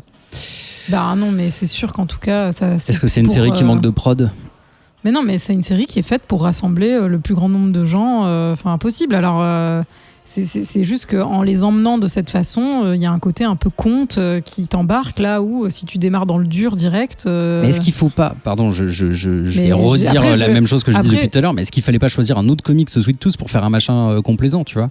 Non, mais après je vais pas questionner les choix d'adaptation d'une plateforme qui a l'air de plutôt bien marcher pour l'instant. Je veux dire par là que faut pas être surpris par le fait que ça soit pas dans le dur, parce que c'était déjà pas surprenant que Lock and Key ça soit pas dans le dur. Enfin, et clairement, s'ils adaptent d'autres comics, je pense que ils ne vont pas aller vers quelque chose de glauque et dur. Ça sera toujours, mais heureusement, c'est ça qui est cool avec les plateformes aujourd'hui, c'est qu'il y a plein d'autres plateformes qui font des trucs très cool aussi. Et que quand tu vois un The Boys en face, C'est ultra glauque. Sweet Tooth. bah oui, mais alors moi j'ai vu que les 2 premiers pour l'instant. Alors, mais en tout cas, il est où l'espoir, tu vois? Et c'est marrant parce qu'il y a plein de questionnements, mais avec Abbott aussi le général. Alors je pense qu'ils auraient pu mieux réussir le personnage dans la série. N'empêche qu'il y a des moments où tu te dis ouais, en fait, je le comprends, quoi. Mais ce qui est sûr, c'est Tu que vois. la série, elle est calibrée pour t'emmener, en tout cas. Oui, si c'est ça, vers un c'est glauque, sûr. c'est que Elle est calibrée si pour elle t'emmener. commence comme ça, c'est pas innocemment. Et si elle commence pas dans le glauque direct, c'est pas innocemment non plus. Enfin, c'est une plongée, mais à la fois en termes de propos, Ouais. mais à la fois en termes de, à mon avis, d'écriture et d'appât du spectateur. C'est que t'es beaucoup plus emporté par une série où t'es attaché au personnage quand ça devient glauque que quand c'est glauque direct où t'as envie d'éteindre ta télé, en Ouais, fait. bien sûr. Ouais. C'est vrai. Mais tu vois, il y a des trucs intéressants. Moi, je trouve qu'il y a des scènes, très belles au niveau des paysages. Tu vois, avec des fleurs, pas les violettes, mais même des fleurs jaunes, des trucs. Ouais, et je c'est pense très beau. surtout au dernier épisode ou à l'avant-dernier. Et Mais ils ont il se passe tourné un en truc. Nouvelle-Zélande. Ouais. Et il se passe un truc, tu fais ok, c'est beau, mais c'est chaud, quoi, tu vois. Et ouais, Voilà. t'as cette espèce de Meilleure tombée, tagline. C'est beau, mais c'est chaud. Et ouais, non, moi, elle m'a ému. Voilà, cette série, elle m'a ému, elle m'a enthousiasmé. Il y a des moments où, quand on voit l'ombre d'un cerf dans l'embrasure de la porte, j'ai fait pouah, tu vois. Quand ça me fait ça, je kiffe. Tu vois, il y a un enthousiasme énorme qui t'arrive. Il y a 2-3 trucs comme ça. Et voilà, ça, elle est cool, quoi. Elle m'a tiré des larmes, elle m'a fait réfléchir. Voilà, je suis très très amoureux de cette série. Enfin, j'ai vraiment beaucoup aimé et je suis content qu'elle ait existé et je vais être encore plus content de lire le bouquin et qu'il soit différent. Eh bien, écoutez, tout le monde acquiesce autour de la table et c'est donc le signe que c'est la fin du Hors les Bulles et donc la fin de cette émission. Oh là là. Alors, il s'avère que autant on était parti très très vite sur les reviews, après on a un petit peu drifté sur la fin, mais bon, Aïe, c'est aïe, un aïe. petit peu de ma faute. J'avoue, j'ai rajouté une sorte de 4e voix dissonante. C'est l'effet Lémire. C'est l'effet Lémire, je ne voulais pas, mais écoute, Jeff, si tu m'écoutes, je l'ai fait, c'est un peu pour toi. D'ailleurs, le père, c'est toi, c'est inspiré de toi, non? Non, mais attends, le père, c'est Daniel Radcliffe. On est d'accord? Oui. Mais moi, ça m'a genre pas vraiment, choqué. alors physiquement, genre, Radcliffe l'a j'arrêtais osé. pas de croire que c'était Daniel Radcliffe. Mais vous êtes Oui, fous. Ça mais m'a moi, je pas te du voyais tout toi choqué. aussi. Moi, Du moi tout, non c'est pas qui du cet tout. acteur? Comment il C'est Radcliffe s'appelle? Larosé. C'est Mais Radcliffe n'importe 2D. Ouais, ouais. Radcliffe l'a Mais rosé. vous êtes fous. Putain, c'est le nouvel Non, je suis hybride, quoi. d'accord. Moi, j'ai vu du Radcliffe dedans. Ah ouais, C'est non, ça, la mais prochaine génération. J'ai pas arrêté de bugger, j'étais là. Des Non, mais enfants. on est Un d'accord, c'est mix entre Daniel. Ni Robin Williams Adrien, et Ni Radcliffe. Daniel Radcliffe. Des bois. Z de Cliff. Radcliffe. Bah écoutez, je dois vous remercier chaleureusement d'avoir été ici avec plaisir. nous ce soir. Il est 22h30, on voulait finir à 22h30, donc j'ai l'impression Ah là qu'on là. est un petit peu des sortes de boss du timing. Il ne reste plus qu'à plier nos gaules et rentrer doucement chez nous, histoire d'être quand même rentré avant le couvre-feu.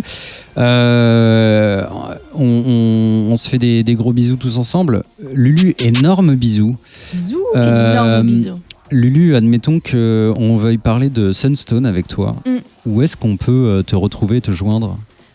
Sur le Discord du vaisseau Hypersensas. Ça me semble le meilleur endroit. Ouais, voilà, venez. Venez. Il y a des liens sur les réseaux sociaux. Voilà, trouvez le lien en description de cet épisode, par exemple.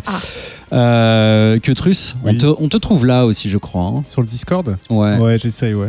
Mais c'est compliqué en ce moment, mais je rate l'un d'histoire, quoi. Du coup, je lis la Gazette. Ah oui, puisque Joanie édite une gazette du vaisseau et chaque lundi propose un résumé de tout ce qui C'est s'est vrai. passé la semaine précédente sur le vaisseau. Et on croyez-moi que c'est vraiment littéralement les feux de l'amour. On fait des petits jeux littéraires en ce moment aussi, c'est marrant. Ah oui, il y a des cadavres cadavres exquis qui ouais. s'organisent, ouais. Ça a l'air très rigolo. C'est très sympa. Juliana, merci beaucoup d'avoir été parmi nous. Merci à vous de m'avoir invité, parce qu'en fait, vous m'avez invité, je me suis pas imposée. Dites En que je me fait, suis pas imposée, parce que non. les gens, ils vont vraiment C'est croire pas ce que nous a dit Ben. Hein, ouais. Non, on Ils vont vraiment l'a, croire que je m'impose. Il a parlé de forcing, je crois. on l'a vraiment, Menace vraiment invité. physique. De menace physique. Alors toi, on te voit pas beaucoup sur le Discord, mais on Non, peut parce que je sais facilement toujours te pas m'en trouver. servir, donc. Mais on peut te trouver, par exemple, Enfin, sur j'ai tout- Twitter. Oui, sur Twitter. C'est oui, quoi tout à déjà fait. ton pseudo? Bonne question. @Julie_Anna_G. Eh bien, c'est noté. Et sur l'Instagram aussi. Et sur Instagram, c'est pareil. Arrobase WriterJag. C'est vraiment le pseudo le plus pété de l'univers, mais il est vieux et voilà. Et Mais il demeure. On l'écrit. Il demeure. Voilà. Merci à tous les Discordos qui nous ont écoutés ce soir. Discordos, que dis-je, les patronautes qui nous ont écoutés ce soir en direct live du vaisseau.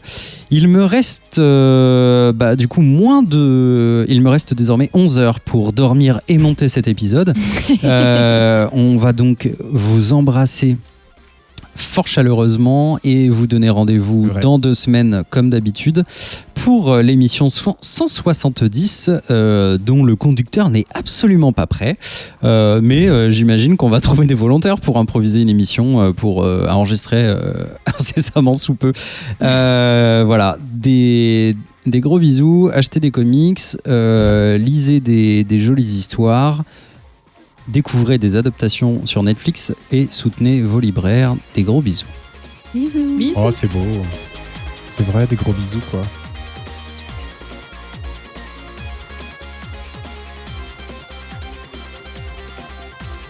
Et qui est le beau chien? Moi, c'est le beau chien. C'est le beau chien. C'est le beau chien? Ben oui. C'est Ophélie. Bon, c'est Ophélie. Merde. Oui. Tiens, moi, j'ai des croquettes dans le micro. Oh oui, j'ai une bonne croquette. Trop belle.